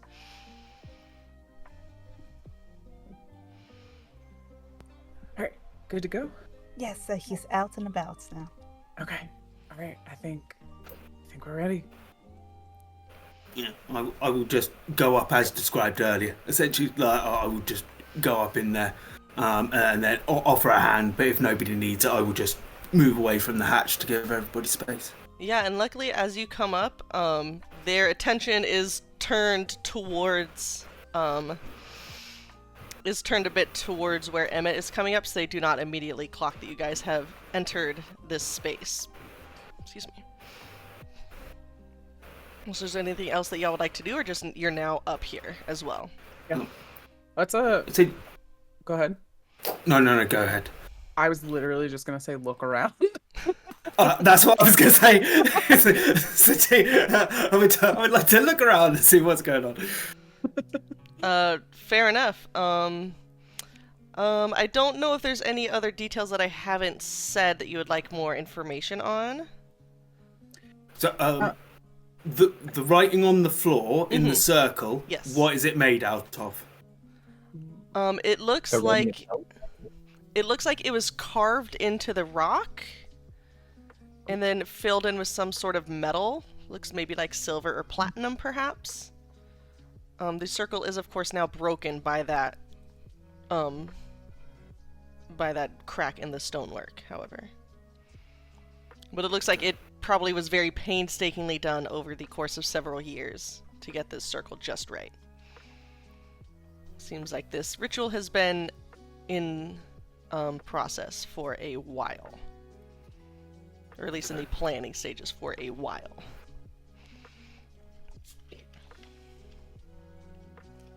How do the mist people look? Like, Yeah, what's happening to me? What's happening to you is that you are going to take Vex as these mist creatures, people, spirits. It's kind of hard to tell. You've heard stories that people who, venture out into the mist report seeing their, people they know that have died now in the mists. They report hearing voices of people they know in town. You can see they do definitely look more humanoid at this point than you have ever seen them before. And you see several of them, reaching out to grab Emmett atop the air spirit. And tell me what your Vex response is, Emmett. Luckily, it was just a messy and not a grim. Yeah. Luckily for you, not for me. Much less fun I don't for me, think it would but be it's okay. flight, even though I am flying. Okay, just flight. Also, not sure it would be fight necessarily either. Okay. I could see an argument for freak out, but that's really not Emmett's character. It's really not. So that kind of leaves freeze. Which, like, I guess he's just gonna, like, not give Hercus any more commands, and they just, like, sail in one side of the clock tower and out the other, and then, like,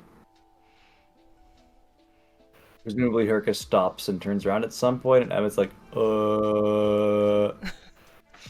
Yeah, it could even be that you just stay suspended where you are. Unless you had told Hercus to keep moving, he would have just waited. Well, what I told him to do was dive through the tower. That's true, yeah. Dramatically, so yeah. Yeah, the fog creature reaching out to you eerily has the face of your nephew, who you know was alive yesterday. And it just, like, stops you in your tracks from where your heart, like, almost constricts as Hercus just kind of, like, spins you through this building and out the other side. The Baron and his lieutenant just very confusedly watch you go.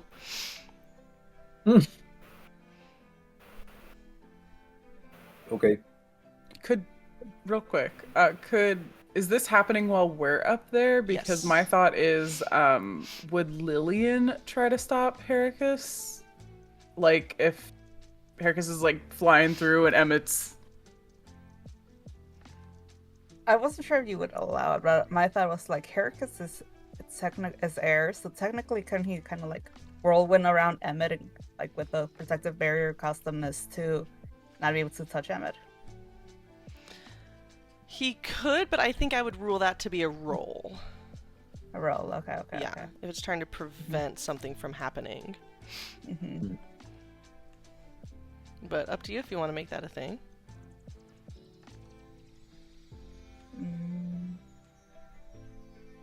Okay, so right now Hercus is just taking him out of the building, right? Yeah, the last instructions given to Hercus was basically take me into the tower. So he just kind of flew him into the tower, and then is kind of like hovering on now the other side of where he had popped up. Probably now the southward end of that tower. Emma, do you have any thoughts on this? Do you want that protective barrier, or do you want to leave it as is? Yeah, I kind of...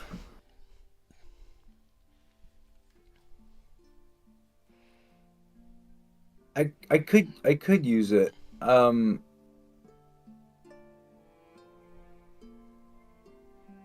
feel like Emmett's not a leader in new situations, if that makes sense.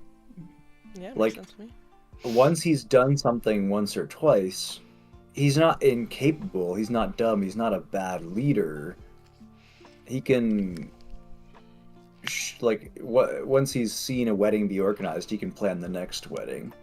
But he's not the go-getter. He doesn't have a huge amount of confidence in his own, like, ability to figure things out. So in any new situation, he's kind of just doing whatever other people suggest, unless it seems obviously, like, dumb or dangerous. If that makes sense. Okay. So, like, if any of you yell at Emmett to do something, I think he would just do it. I think I will try that roll to try to give Emmett a protective covering from the mist. Okay. Let's see. Roll. It's a deep respect, you said, yes? Yes. Roll 3 dice for me.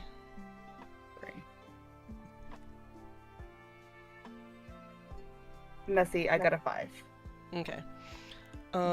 So we'll say, Emmett, you can add 1 die to a defense roll of your choice, but you can only use it once Okay. while being held up by Hurricus. We'll say that was an assist in that sense. That's good. Yeah, anyone else want to make any moves? So this, well, right. Please. What we're seeing in front of us, does it look like the ritual is finished or not? It Firstly, like, with this crack across it. So what is the parameters that we would, viewing this, be going for? So looking at this, you just saw, you're seeing the Baron standing in the middle of these mists and seemingly unharmed by them. You probably assumed that he sent the command to the mists to attack Elliott. It seems reasonable that the ritual has already been completed. I have a dumb idea. Depending love on when you what say that, you're Megan. thinking, Alex. Yeah, no, yeah, go for it. Yeah, Like, he has at found this point, I think- found a workaround to not Okay. having the Wand of Lilies. I think you can see Morley is trying to essentially compute in terms of like, okay, if we're not stopping the ritual, this sounds like a killing mission, and I'm not a killer. Like, I'm trying to figure something else out at the minute. You can see that it's kind of like he's just trying to figure out. Is this something we can all like sort of understand?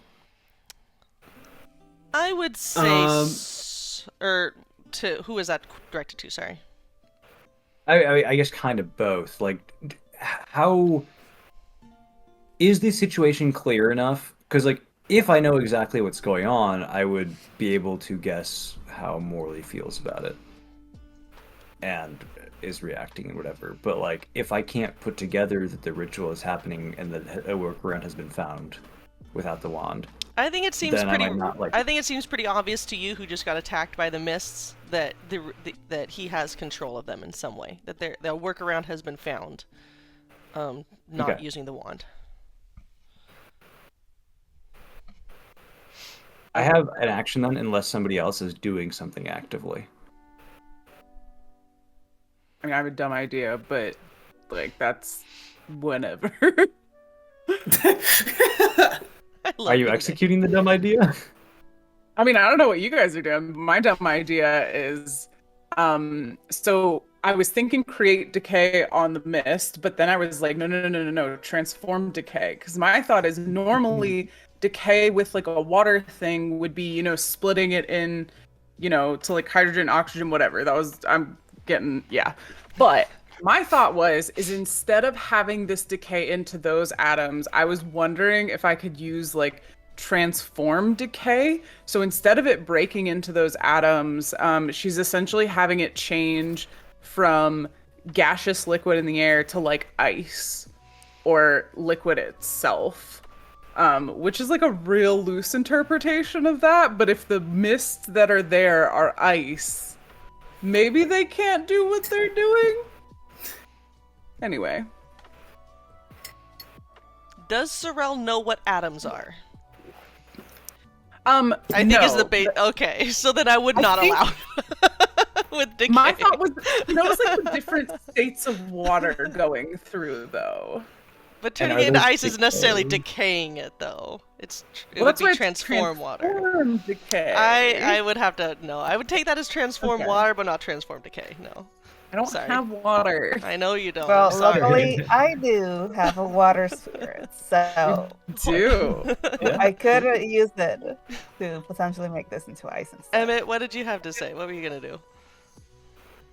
What I was gonna do, if I see people panicking. I see the ritual has already happened. I assume there's not much negotiating or convincing to be had regarding the ritual. You know, I'm not assuming we can negotiate with the thing. So I'm looking at the, the big circle. I'm looking at the situation. I'm like, the best chance of stopping any amount of influence anyone has over these things is like messing with the circle. From the little I know about magic. So I'm going to yell at the Baron again, but like less threateningly and more confidently. Okay. Run. And then I'm gonna cut the rope. To one of the bells? To all of the bells. Okay. Just smash the metal out of the floor. Okay. Or, I mean, smash the circle entirely, like beyond... Beyond the break that it already has in it. It's got one break, right? But now it's a broken circle, which maybe could be even more dangerous in some way, but I'm just gonna, like, completely ruin the ritual space. Okay. And if the Baron, again, is like, try me, bitch, then he'll get squished by the bells and I won't feel bad. Okay. Yeah. I'm not gonna make you roll for it because it's just cutting a rope with a knife. Yep, just swooping through again, and oh, yeah, I guess I don't have a sword or anything. No, so the ropes are pretty thick. It probably would take a minute, not like a minute, true, but like true. a period of time. Yeah. Do I have anything that can snap a rope? You tell me. I mean, if you said like Sarelle now, she Yeah. could do the create decay, and would like a potent? Could she try to do both ropes? Yeah, I'd say if you want to do both at the same time, then we can make it potent for sure. Yeah, I guess the most, and poison isn't really acid, so like, yeah, I probably don't have anything other than a pitchfork that can like, if I sweep through with my general tools and the ropes are fraying, I just chop through them. I don't think the needle pair would help you here, but you do have a magic needle pair that you can use with your poisoner's kit or something. Wait, it's magic? Yeah, it's my herbs. Remember? Oh, yeah, for the... Yeah. Yeah. Okay, I got 2 of them. I'm gonna sweep through and throw, or like, stick a needle into each one. Okay, into So each then of the when ropes. Sarelle does her magic, yes, stick a needle through each magic as like an anchor for the magic Okay. and to start fraying them. And then Sarelle does her magic. Lily maybe does whatever with the needles. Boom. Okay. Yeah. Let me see. I don't. Do we still want me for me to reinforce the tower or the floor, or? It's not a bad idea if we're gonna bring bells down on it. I think We we're all don't know. dead if you don't. So that way, I've just been trying to be very, very silent because I'm very, very aware of the time. I'll I go think- ahead and reinforce I think the we're about to tower. kill ourselves otherwise, and potentially just unleash the mists into this town. My backup is if Sarelle has enough time to do like transform shadows to grab us. So we'll see how it goes though. All right, Okay. we busting some bells. Okay, so we are putting the needles from your herbalism, Lillian, into the ropes to serve as an anchor and a little bit more of a touchstone for the create decay. Mm-hmm. Okay. Well, Emmett is putting the needles because I had given. Yeah, them Emma's to putting him. the needles in. Yeah. Okay. Yeah, I will be reinforcing the tower. And you'll be reinforcing the tower. Okay. Morley, are you taking part in this shenanigan at all? I don't think he can really do anything. Not really. I think he's still trying to figure out if any of this will help anything at all, on a certain level. He could possibly. Is somebody making a test? This will be a spellcasting roll for Sarelle. Absolutely. He can assist you without risk if you want. Just using another melody. But I think mainly he's trying to he'll assist you without risk. Okay, and I'll say that because we have the thorns in there, this is a potent spell, but you don't have to push yourself for it. I think that'll be the benefit of having the thorn, is you basically get a free potent spell, essentially. Okay. All right, so... just as a quick pause, what likely is going to happen is we will finish this scene out and then probably have a little bit of an epilogue to record on Monday, and then we can continue with Moon on the Water, if that's okay. Okay, yeah, sounds good. Okay, so for that... you said with a thorn. No, correct? without a thorn. No, without a thorn. Because the magic thorns were put in. So just make a normal spellcasting roll, but we're treating it as a potent spell. Okay, beautiful. Okay, so 3, and then Morley's rolling 1 to assist. Correct? Yeah, you can just take a die for me. Cool. I got you. You got the watermelon one. Cool. Beautiful. Oh, fuck! Yes. Okay, sorry. Let me tell you what's happening. I know what's happening. So, on one hand, I rolled a 6. Beautiful. And technically, the watermelon die was a 4, but technically, because it's a potent spell, that's a 1. So technically, I have 3 1s. So we're getting a wild magic surge, baby. Hey, and I can turn one of those 1s into another 6 if you want a crit and a wild surge. Ooh, that sounds fantastic. Yes. Yes. Okay, we're gonna crit and wild surge. I just rolled it. Okay, so the camera focuses entirely onto Sarelle then in this scene. So tell us what is happening. Before that, because I think I have to reinforce the tower first. I got a messy. I got a 5. Okay, thank you for telling me. I will keep that in mind for future shenanigans. Yeah. Reinforcement. Okay, go ahead, Sarelle. Tell us what's going on. All right.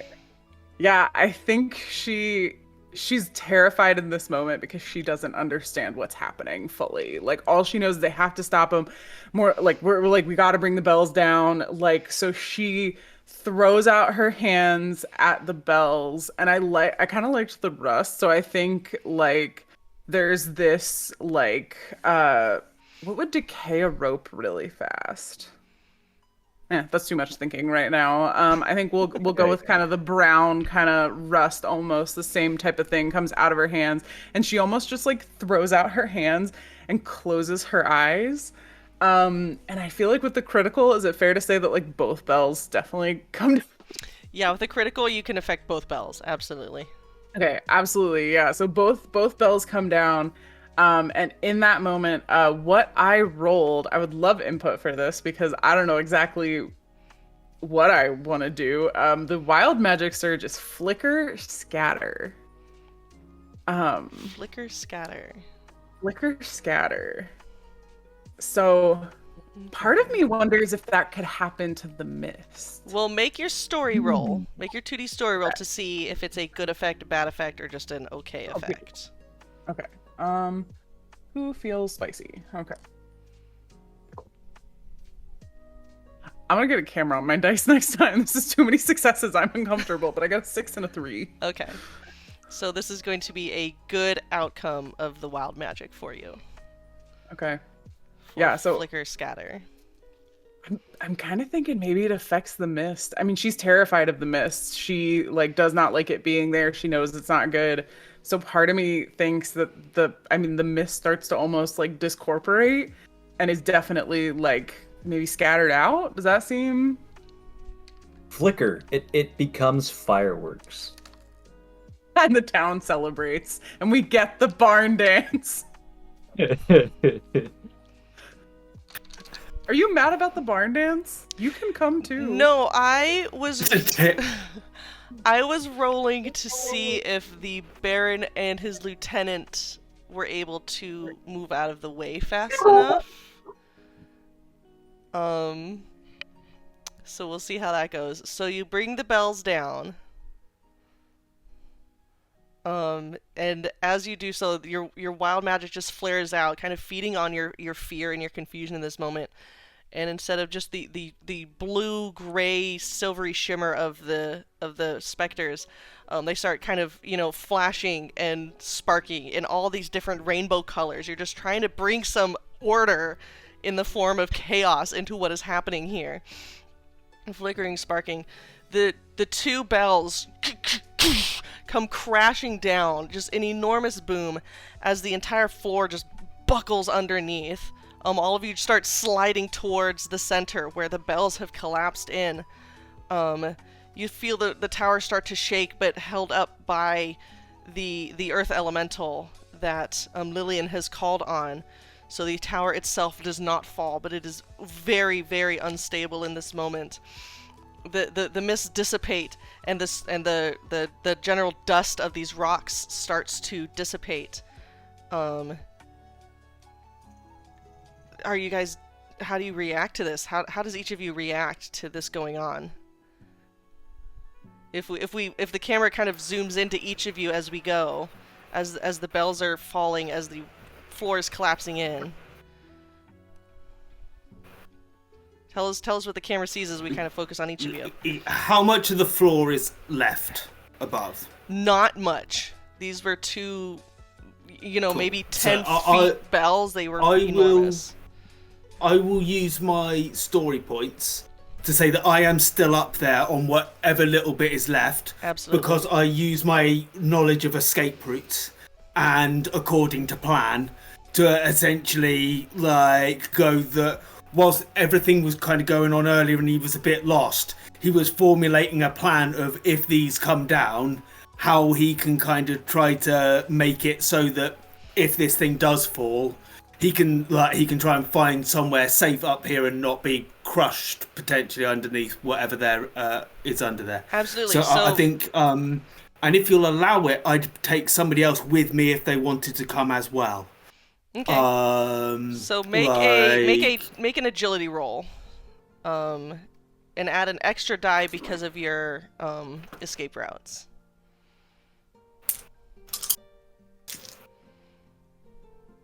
That is a grim. Okay. I spent my die.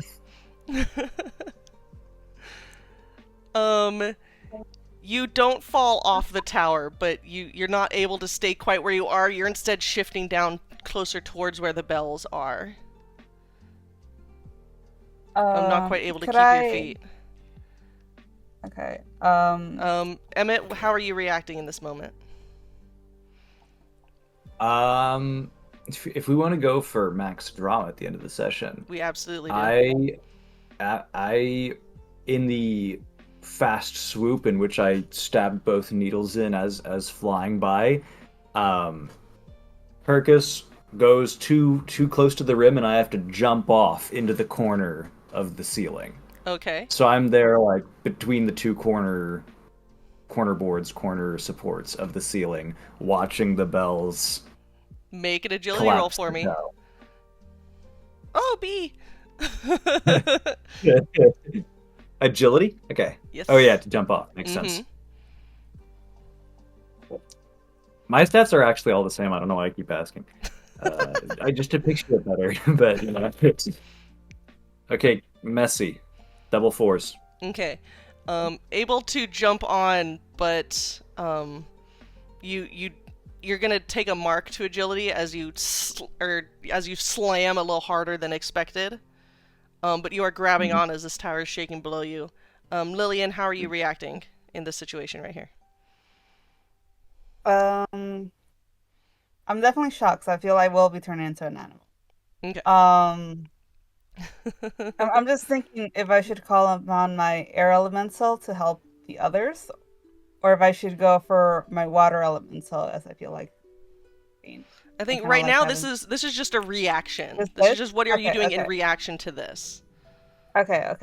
Then I think I will be turning into an animal, and I'm going to try to stay on the ledge. Could I go for a jaguar? You can absolutely go for jaguar. Roll your wild shape. Okay. And I assume. Wait, so go ahead. No, Elliot, go ahead.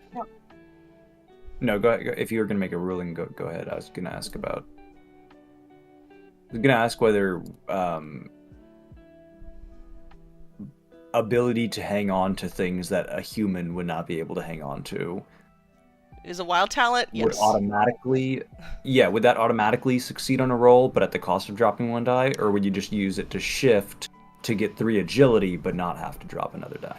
And then have to make a I think roll. how I would rule that if you wanted the cat-like reflexes, that would be a wild talent, but you would automatically succeed on staying on the ledge. Okay, yeah, that's fine. I'll do that. Okay. Also, jaguars are known for swimming. I don't know if I need to drop another die for that. If you want to be able to swim, then you can drop another die. Sure, I'll go ahead and do that. Okay, so how many die are you rolling? Since I'm dropping 2 die, I will now roll 2. Okay. 4 and a 2. So I dropped the 2, keep the 4. Yes. Perfect. Yeah. Okay. So just in fright, you shift into a jaguar, and your big cat claws kind of dig into whatever cracks in the stone you can find, shaking, shivering on the edge there. And then we swing back over to Sarelle, who has just caused this destruction. What are you looking like, feeling like? Once the floor, like, there's a big crash and the floor started going, Sarelle finally opened her eyes. And I think in that moment, she's just gonna try to grab the nearest thing to her to not slide. Like, she's already panicked. She's like, oh shit, I might have done something good. And she's just gonna pure panic. Yeah, there's a pillar handy, so go ahead and roll agility to grab on.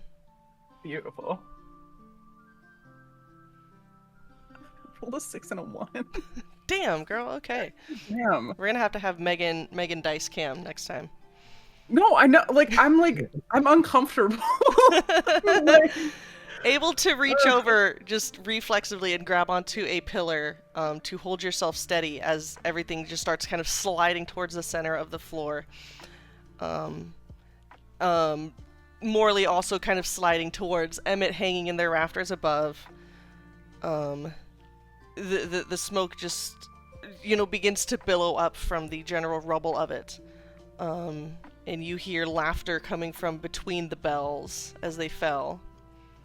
Uh-oh. And we are going to pause here. So with a messy, all of you are hanging on for, dear life as the cloud is settling. The reverberation of the bells is finally starting to settle. You can hear screams and shouts from down below you, from in the city. One of the giant cisterns, we'll say because of that messy from your earth elemental, one of the giant cisterns of water fell. Perfect, thank you. And is spilling gallons and gallons and gallons of water just down the side of the tower. But you hear the Baron laughing from down in the crumble of the tower. And he just shouts out, "Did you think that would stop me? All you've done is destroyed the only good thing your town has." Great, so you're gonna leave now? Yes! I have what I came here for. Well, which was? it was. Are you gonna monologue or not? You see the mists kind of start to swirl closer and closer and closer around you, getting almost like uncomfortably close to you, but not quite touching. And he just kind of coughs a bit. I came for the power of the mists, and I have it, and now I will happily leave your podunk town in peace. You will never hear from me again. I can reassure you that. I think, was Morley near Sarelle when all of this... I feel it, weren't they close? I think they were close-ish, although I don't know what will have happened. You can be as close. everything You can be close smashes. together. You can be close together if you want to be. Yeah. I just think she was gonna whisper to Morley and be like, "This feels like a bad thing." Probably, but I think this is going to be a kind of you thing. I don't really know. I don't really know what I can do against magical wizardy people with mists. Like it's not really my area. I'm sorry. That's okay. You're really persuasive. Have you tried telling him to stop yet? Like, maybe you could just talk him in. I had considered trying to tell him to stop, or possibly just like try to talk to the mist and telling it to go home, to wherever its home may be. But I think the point for that is past, unfortunately. Okay. Okay. Yeah. The Baron starts I climbing can out. try and give you some encouragement if you would like, but that's yeah. I'm a bit lost at the minute, if I'm honest. I don't really want to kill anybody, but also, like, what does the mists leaving us do? I don't know. Like, I mean, is that a good or a bad thing for? I'm just a bit lost. Yeah. I think he's gonna hurt other people.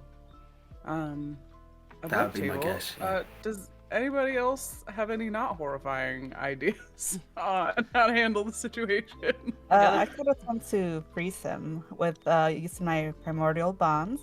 I could combine my air and water elements for some ice. I'm trying to make a meme of somebody of that, like, Steven, I think we're gonna have to kill this guy. Bam. But I can't think who would be saying that to who, because we're all kind of Steven. Yeah. No, because my only thought was a little bit horrific, and try to, like, create decay in his body. And maybe he would die that way, but that seems pretty horrible. That's horrific. Yeah, I seems- love it. Freezing seems a little nicer. Yeah, he starts to kind of clamber his way. Things have like settled. There's like a little bit of creaking of rock as the tower settles after this. Okay.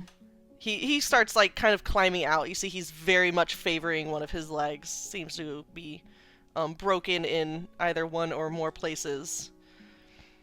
Okay, I He's think looking around for his lieutenant and is not seeing him.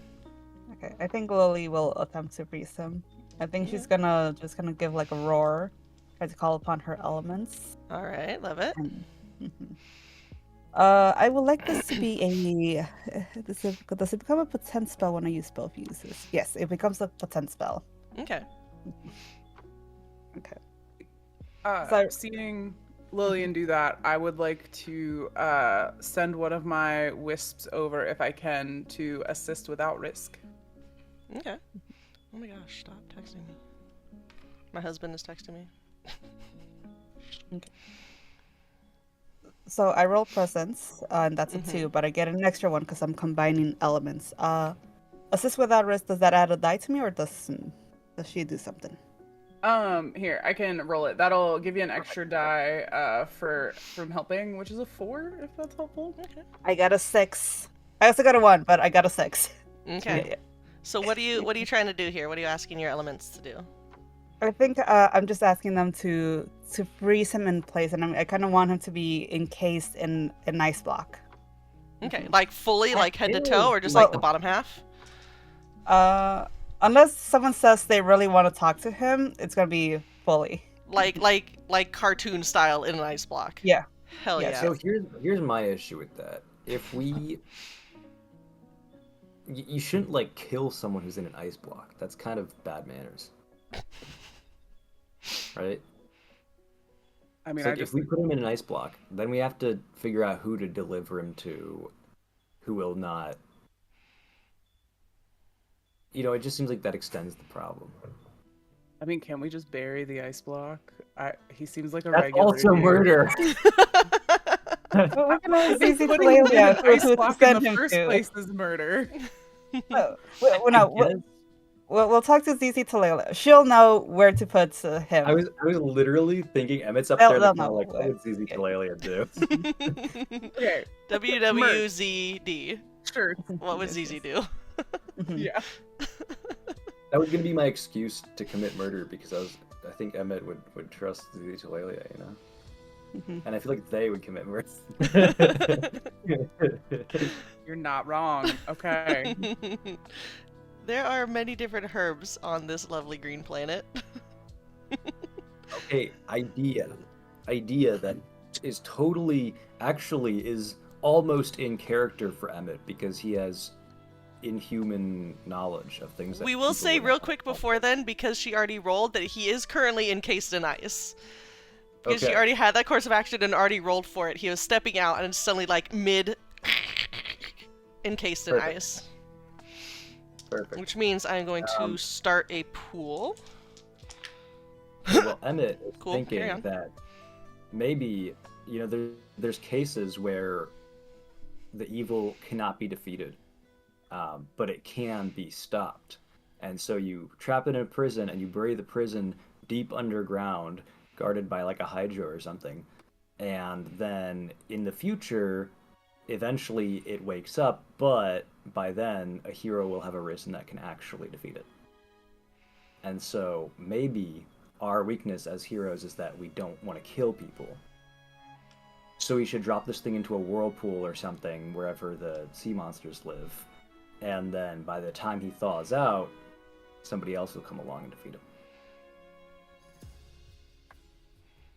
Couldn't he potentially become like master of these sea creatures or something because of his powers? Master of what? Of the terrifying creatures in the whirlpool or something? I don't know. Oh, it's a good question. I mean, maybe, but like that's the hero's problem.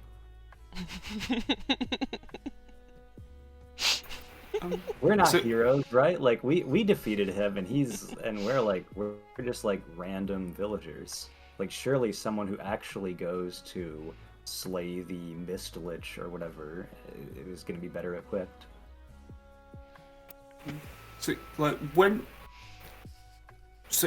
Lily encases this individual in ice, and we're kind of looking down on this scene, does that seem to have, because there were these misty things around him, does that seem to have any effect on what they are doing or their behavior?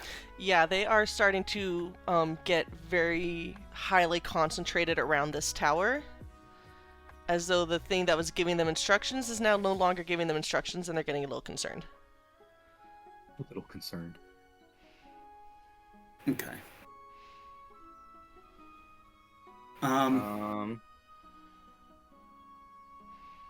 So if you're I going will to be doing probably something with it, you point should do this something out. quickly. I will probably point this out to everybody. Like, I think as you point that out and like we're debating about what's going on, I will send the other wisp with a message to ZZ Talalia and tell them that we need them here now. The Baron is frozen, but not dead, and we need their help. Okay. You do so. And then she's like to Morley, she's like, wait, was that the right thing to do with what you just said? That just occurred to me, so I just did it, but hopefully that was helpful, right? oh yeah, it'll be good. Like, I mean, at the minute, my main worry is trying to get off of this incredibly thin, precarious ledge and to somewhere that it's slightly safer. And then, like, but these, whatever they are doing, like, is there? I'm not a magical person, and I don't know how to control the mists. Like, is there a way that, like, we can do, like, an anti-ritual to cancel the ritual, or like, or a way to disrupt a ritual that has already successfully occurred, or anything like that? I don't know, I sort of just do things. I don't usually use like ritual things, but maybe Zizi will know. Or maybe she looks over, is Is Emmett still just like chilling in the rafters? I imagine Emmett came Are you down kicking by your now. little feet? Okay. Some of the I raptors got kicking your feet. 14 boots, all right? She like looks over to Emmett and is like, do you do more like ritually things? Because my magic just sort of does stuff sometimes, and like Lillian, I mean, No, I don't have any magic. I thought your bees were I'm just a magic. farmer. You're not. You're just friends with bees. You just cultivated such a friendship with them. Yeah, I mean, I guess, yeah, power of friendship, but like, That's a really it's not important magic. I don't wave my hands and cast spells. It's sort of just like or do when ritual? your neighbor would lend you a tool because you're good, because you're a chill guy. Okay. Well, yeah. So this sounds like a ZZ assist. Yeah. Although, Sarelle, are you enough of your father? Sorry, of your You can Father, say mother? father. That works. whoever it was, that you can like stab me with your fins and give me temporary water breathing? Because this is a lake spell. I bet the seaweed that has been growing for hundreds of years, 50 feet tall in the lake, would know something about this. And I I've can never, talk to the I've seaweed. never tried stabbing somebody to see if that would work. I think maybe it would be better to like maybe transform some shadows and give you like a bubble of air or something. Usually I don't stab things to do things. Okay. And I like, Well, you don't- really don't want know me to stab? exactly- I don't know exactly how sirens work either. But yeah. At this point, probably behind Morley's shoulder, you hear, "We could just throw him in the fucking lake," as Zizi Tilalia has appeared on the tower. I had a 3D pool to see when they would show up. I rolled 3 ones. Zizi is there. Probably has been there for a minute. Actually followed us out of the tea house earlier and has just been stood around the corner going, "Come on, get on with it, get on with it." And it like picks them up. Oh lord, okay. Could Lillian and her jaguar form just run up to them and kind of like flatten them? Oh dear. You know, like a dog. Heights. Oh god. Okay. We could just throw him in the lake. Always an option. Okay. I mean, he still has control of the mists. Okay, good. Only 1 die dropped. Got 1 left. Yeah, that was my worry. Is like, aren't there a lot more mists over the lake? Currently, not very many, which is weird. Seems that most of them are here. Okay. If we really wanted to give him, to something, I heard one of you say to just, leave him for a while and let him rot. There is a very handy temple in the middle of the lake that we could just shove him into. Like just let the underwater mist. or on an island? It's on an island. But like ice floats, so it would be hard to get him under the water anyway. True. I mean, I was thinking we This was my encase the ice in cement or one. something. In case the But, ice yeah. in cement is an option. But if you're against murder, Well, I think if we're burying someone in a lake, like the assumption is that some sort of magic will keep them alive, or what's the I'll take him. I'll take a boat. And you guys are all against murder, and I don't think I can be against murder if I just murdered somebody. Even though We did I just didn't murder someone, mean that's to. true. I didn't mean to. He totally I was just deserved trying it, to but- stop them. yeah, But, we did stop him. To be fair. yeah. I'll go with you, Sarelle. I'll help you get Are in you there. sure? 'Cause Yeah. I don't want you to feel responsible for it either. Lillian will go up to you and kind of like We're all in this kind of together, cats do guys. and be like, "We're going." Sorelle just starts like tearing up a little bit because like she didn't like she sort of was panic reacting and didn't like Like she was just like, we have to stop them from what we're doing. This is what we're doing. And did not like realize necessarily the consequences in that moment. And so she's just like having a moment. Processing.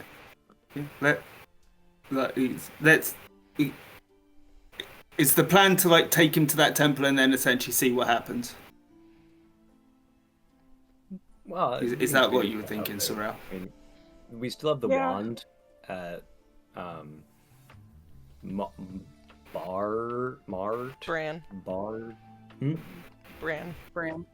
Bram, yes. Bram still has the wand. We You can see named if he would know anything. We can read books, those of us who can read.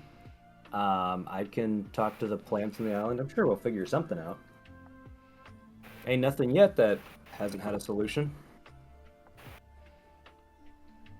Oh, I think we should go before he's too unfrozen. So, yeah. I guess we need to get down. Yeah, I don't... That is gonna be an issue. ZZ also just looks at the, 6-foot ice block and the 3 stories down. Do you think, Lily dear, could you turn into a rather big-ish bird of some sort, and you and I could carry him, perhaps? Oh, Lily nods, and okay, so I've got to drop 1 for flight, 1 for big, right? And then You don't have I think I to. need It's just a suggestion. oh, I'm fine with that. Oh, actually, before I turn into that, I'm gonna back into a normal form. And I'm like, oh, actually, this reminds me. And she's gonna start patting her pockets. She's gonna pull out her goat badge. This should help us increase our capacity for lifting things too. Oh, nice. Okay. Yeah. I love it. Yeah. So she'll eat that and then she'll turn into this. So Okay. 1 for flight, 1 for, I guess, extra strength. Yeah. No, for big. And then I've got the strength from that. I think I just rolled my 2 to see what I get. Yeah, let's see what you got. I got a 6 and a 1, so I drop the 1. So I've only got 1 die left. But you are also now a big burb. This is super strong. And, Are you also yellow? Hmm? I asked if she was also yellow. That's a good point. I can be yellow, yeah. You. I just thought I would ask. No, I'm yellow. I'm yellow. Yeah. Okay. Is this big bird with gigantic wings? Oh, no, I don't want that image. Please, no. I don't want that! I don't like it. It's like a Dark Souls boss. ZZ tells you that they will meet you at the harbor. And they also turn into a large bird. Not yellow. A big, like an iridescent blue bird. And they hop over and kind of pick up half of it in their claws and kind of like nods their little bird head over to you. Lillian, if you'd like to join them. Yes, I will. Okay. So you two work on carrying him away. There is still, you notice that the mists do follow the ice block away. They are following that away. Okay.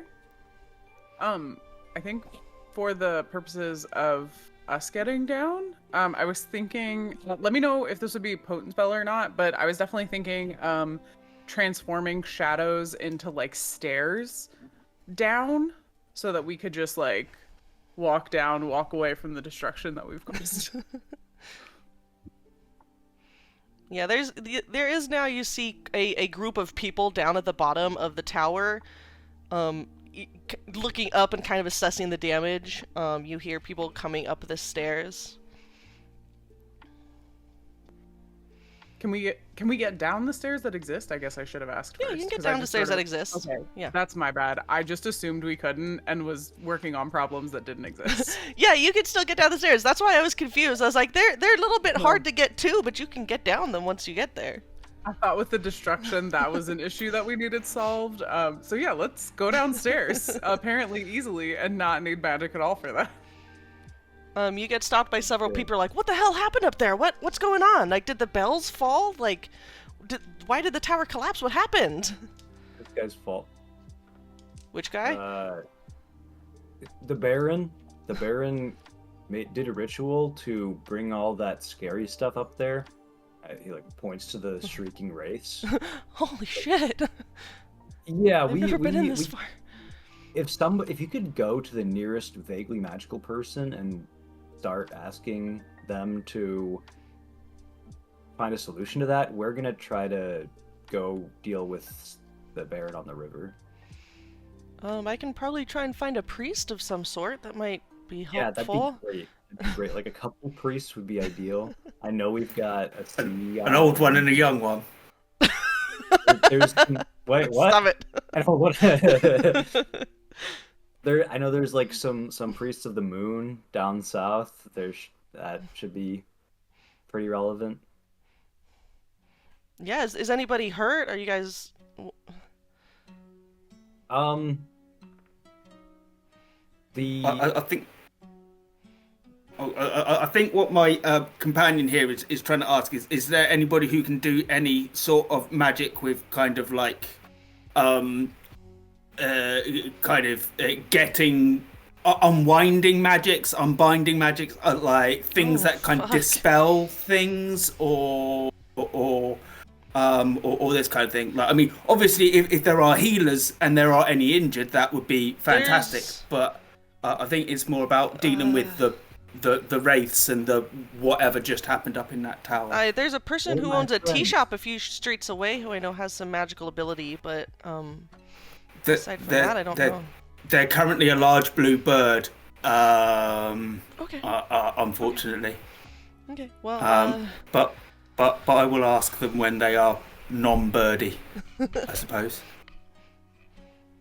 So for sake of our story, we get down to the harbor. Do we want to play out the rest of this, or would you guys like to montage it and wrap it up?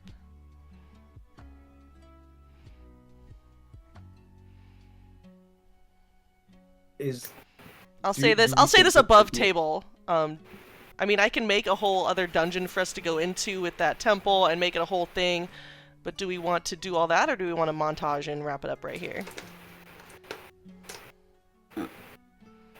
Personally, from a player's point of view, I'm slightly lost as to what Morley is going to entirely do without a lot more game time.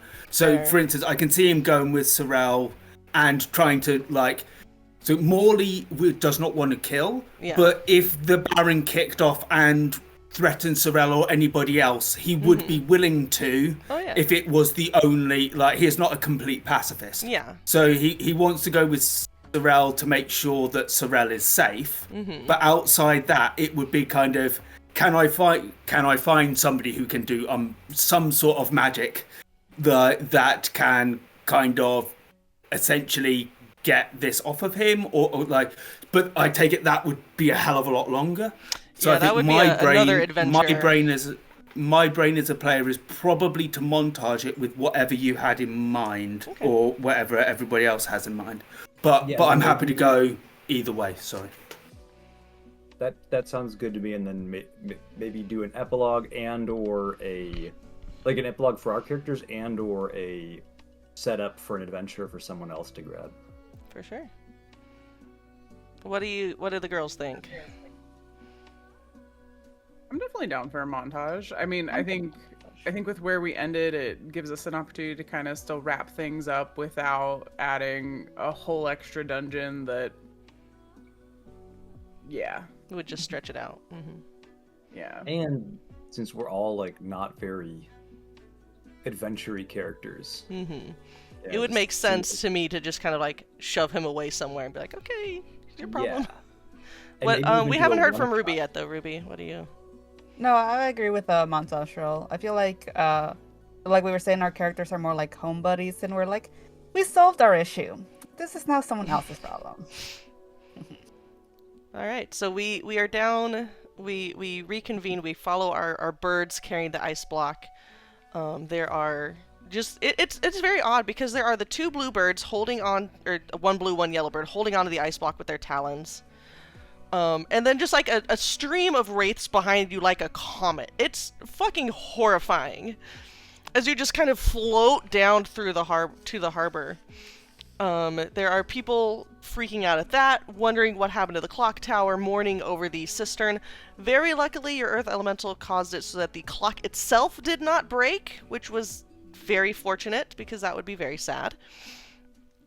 But we come down to the harbor, and because none of you are really wanting to, straight up just murder the Baron, ZZ also agrees that the best thing probably to do would be to just kind of lock him away somewhere until you can better research how to reverse this ritual that he had that bound the wraiths to him.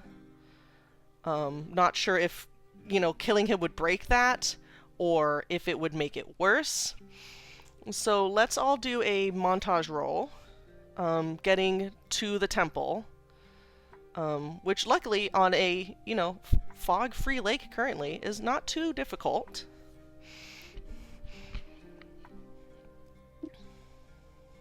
All right. That's So everybody roll montage, a d6? 2 dice, I believe. 2, okay. Unless I'm totally tripping, I believe it's 2 dice for a montage.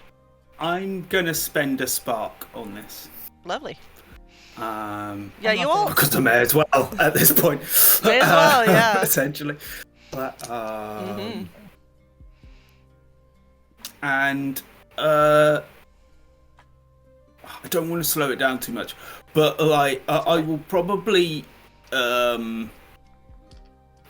use a bard song to essentially. What I'm looking to do is just kind of improve the confidence and morale of all of us as we are trying to kind of take this individual to the lake. So, Absolutely. On a certain level, it might almost be more like not actual counselling, but almost more like kind of like letting everybody express their views, like and like positively reaffirming and kind of ideas and actions, as well as like encouraging everybody to kind of like, as we are moving through this area, essentially encouraging everybody to take a bit of responsibility and command, and hopefully with that giving ourselves some confidence by kind of going, hi everybody, this is under control, like go back to your homes, like don't worry about these, and that kind of stuff. Okay. So first I will try to roll. So I get on the presence roll for the bard song, I got a 6 for a perfect. All right, excellent.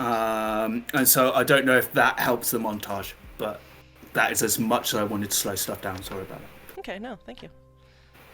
What did everybody get then for their montage rolls? I almost got a grim, but luckily I did get a 5. Okay, 5, 5.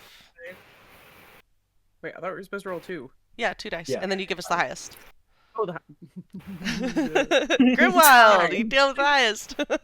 I haven't had enough caffeine today, apparently. I got a 5. Okay, 5, 5, 5. I also got a 5. 5. Everybody got 5s? Hey, if anybody wants to change their die to a 5. I will say with your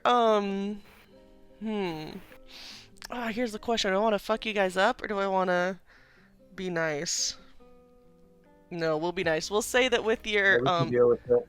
We've got tea. We've got friends and family. We've got the power of friendship.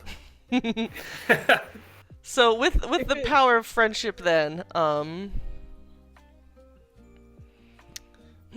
I don't want to drag it out. We'll say that with the bard song from Morley, the wraiths don't affect you as strongly as they ought to, or as they usually would. As he's just constantly kicking up the stream of chatter, keeping them kind of at bay. And you all make it to the temple in the middle of the lake. You've all heard stories about it. Very few people have been there because you have to get through the mists to get there. And you have this huge ice block. You load it off of the boat, You shove it through the doors. It's a very small island, and the temple kind of takes up the entire thing. And it's very odd because it's square, and you go in the front doors, and it is just a big open room. It's maybe like 40 by 40 feet. White marble floors, white marble walls, just reflecting all of the refracted light from the moon and from the wraiths and from the stars. And you shove the Baron and his ice block directly into the middle of this room, and all of the wraiths kind of like coalesce around him and are just kind of spinning around him. And unless you want to, spit on his grave, it seems like he'll be relatively safe there. I think before... Oh, go ahead. Oh, go ahead.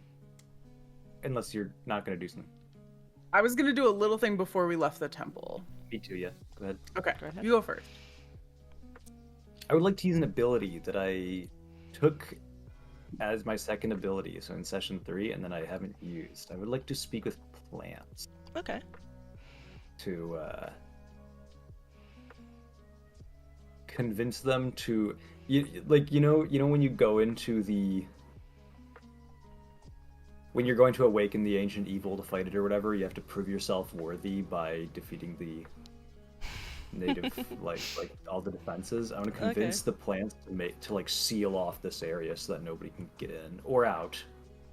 Okay. Just making it like a Sleeping Beauty. This thing. Yeah, that's what I was. That's what I was thinking you were going for. Yeah. I have Poisoner too. If we have time, that we can use our combined T powers and everything to make like a eternal sleeping potion. Do you also want to add my Sticky Thorn, which I also rolled for today, and just make it a little harder for people to get in or out? Okay. It does say one time only you can have a mythic potion, so you could turn that into a mythic potion in this case. I think I could do that. Do I have to roll for it? No, you just do it. It's why herbalism is so damn OP. You just have it.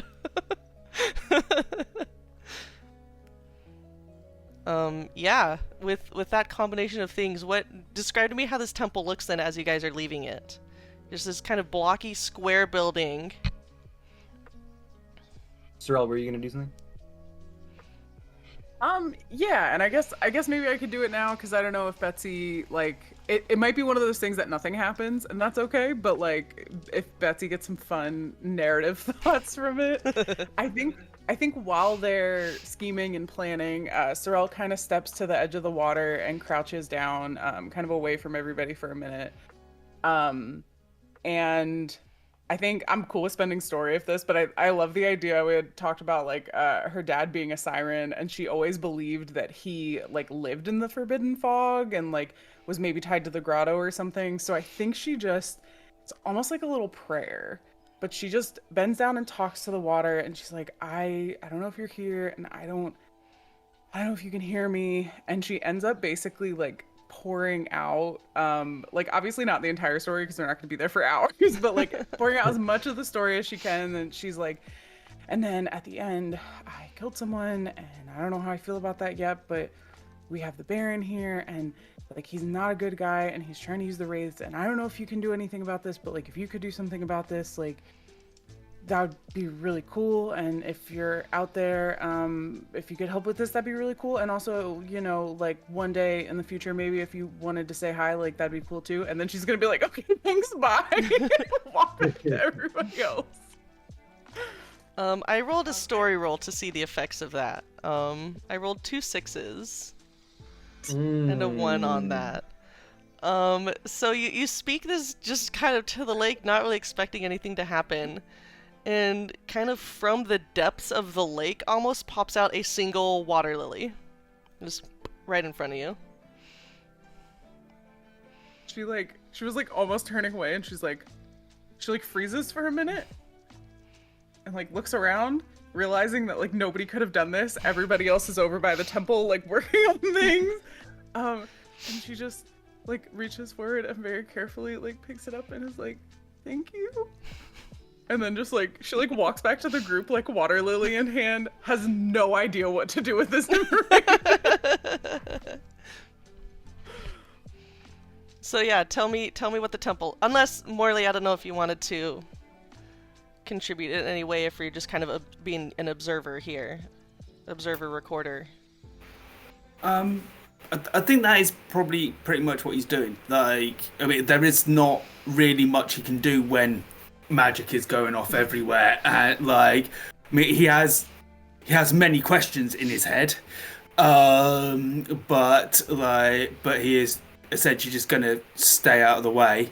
But otherwise, I think he is essentially starting what might over time be the chronicle of like the thing that in 1,000 years, the text that you look for to go, oh, well, where was it? What was it doing? Like, what happened? Like, and so that's kind of what he's doing. So he's taking down details of the temple, what it looks like inside, what it used to look like outside, like, and so he's just doing all of that whilst letting everybody do their thing.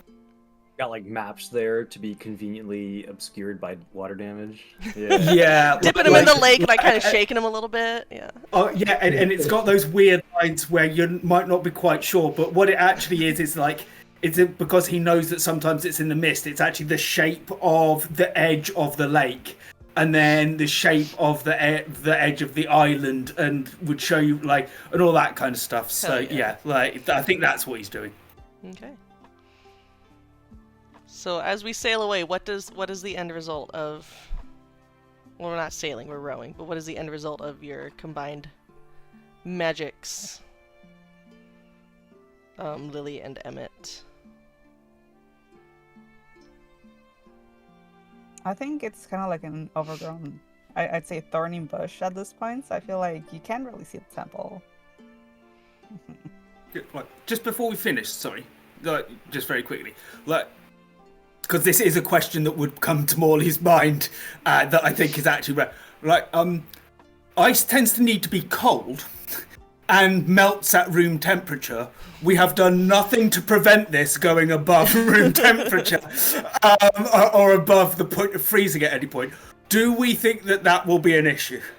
Or is there something magical about this tower that will keep this as essentially a kind of, like, if you've ever worked at a supermarket, like the freezer storage unit in the back of house? Like, is this a walk-in freezer? Like, you have not seen, just before we you have not seen any sign of melting from the ice. It seems like probably the presence of the wraiths are keeping it formed somehow. Cool. I like that's good enough for Morley. He will just get on the boat and leave. Are the wraiths also like tied to the island? Does it seem? You are unsure. Okay. But for now, they're at least all like. For now, it seems like they are coalesced around the island. Yeah. Okay. Well, as long as it stays like that, that's someone else's problem. So, yeah. Okay. So the wraiths are keeping it frozen. We've got the vines, the thorns. I picture it being pretty hard to get in. Period. Like, even, I don't know how hard it was to get in the first place, but like, if it was crumbling or if there were entrances, some of the entrances are probably collapsed and then thorns growing everywhere. I'm picturing a bunch of like thick thorn vines. Mm-hmm. Just throughout the central room, wrapping the ice block. Ooh, nice. So that, you can still see what's in it, but it's not just like an ice block just sitting there. It's like you'd have to really get through these vines to even try to break the ice block. Yeah. And if he gets out, he couldn't just run. Like, if it does melt, he'd still have to get out of the thorns. Does Emmett leave some bee friends? What? Does Emmett leave some bee friends as little messenger guys? Absolutely. Oh, absolutely. Yeah. There's like, yeah. Okay. There's little Do bees live anywhere except? Aren't there some bees that don't live in hives? Aren't there some bees that live in like little wall holes or something? Yeah, there's like ground bees and stuff, right? Yeah. Okay. Emmett fashions real quick little like circular plinths to mark the ground bee locations. And obviously they know what they're there for. Yeah. Okay. And also, wait, wasn't there? Oh yeah, poison. There's poison in relevant locations. Okay. So like maybe the thorns of this plant are poisonous in some way? Absolutely. And I'm also thinking like poison gas, Okay. traps and that kind of thing, like sleeping gas. You are making this the deadliest ass temple. Well, I want to For whatever future one-shot adventures for come someone. along. For whatever I futures want someone adventures else come to run into along. the one shot for me. Yeah. With that, we I've sail. also Yeah. Go ahead. so Morley, get in here. I'm still trying to take down all of the different bee locations and the different poise. Like, it's yeah, but I will get in there. Probably still writing. I'm also I'm not a great drawer, but you can see that I'm trying to draw things as well. Like, which will probably just be more confusing in 1,000 years when this exceedingly bad illustration of something that no longer exists exactly like that comes into play. But yeah, I'm gonna try it at least. Love it. And we leave the town out of the clutches of the Baron, it seems, with him out of the reach of most people, to begin the process of trying to figure out what the fuck he was doing, what he accomplished, driving the last of his men out. There's still cleanup to do, of course, with the tower. But that essentially is... Rebuilding a tower. Yeah, rebuilding this tower. But that is essentially the end of our adventure. Far fewer of you died than I wanted to, but that's okay. Thank you, Betsy. Except for...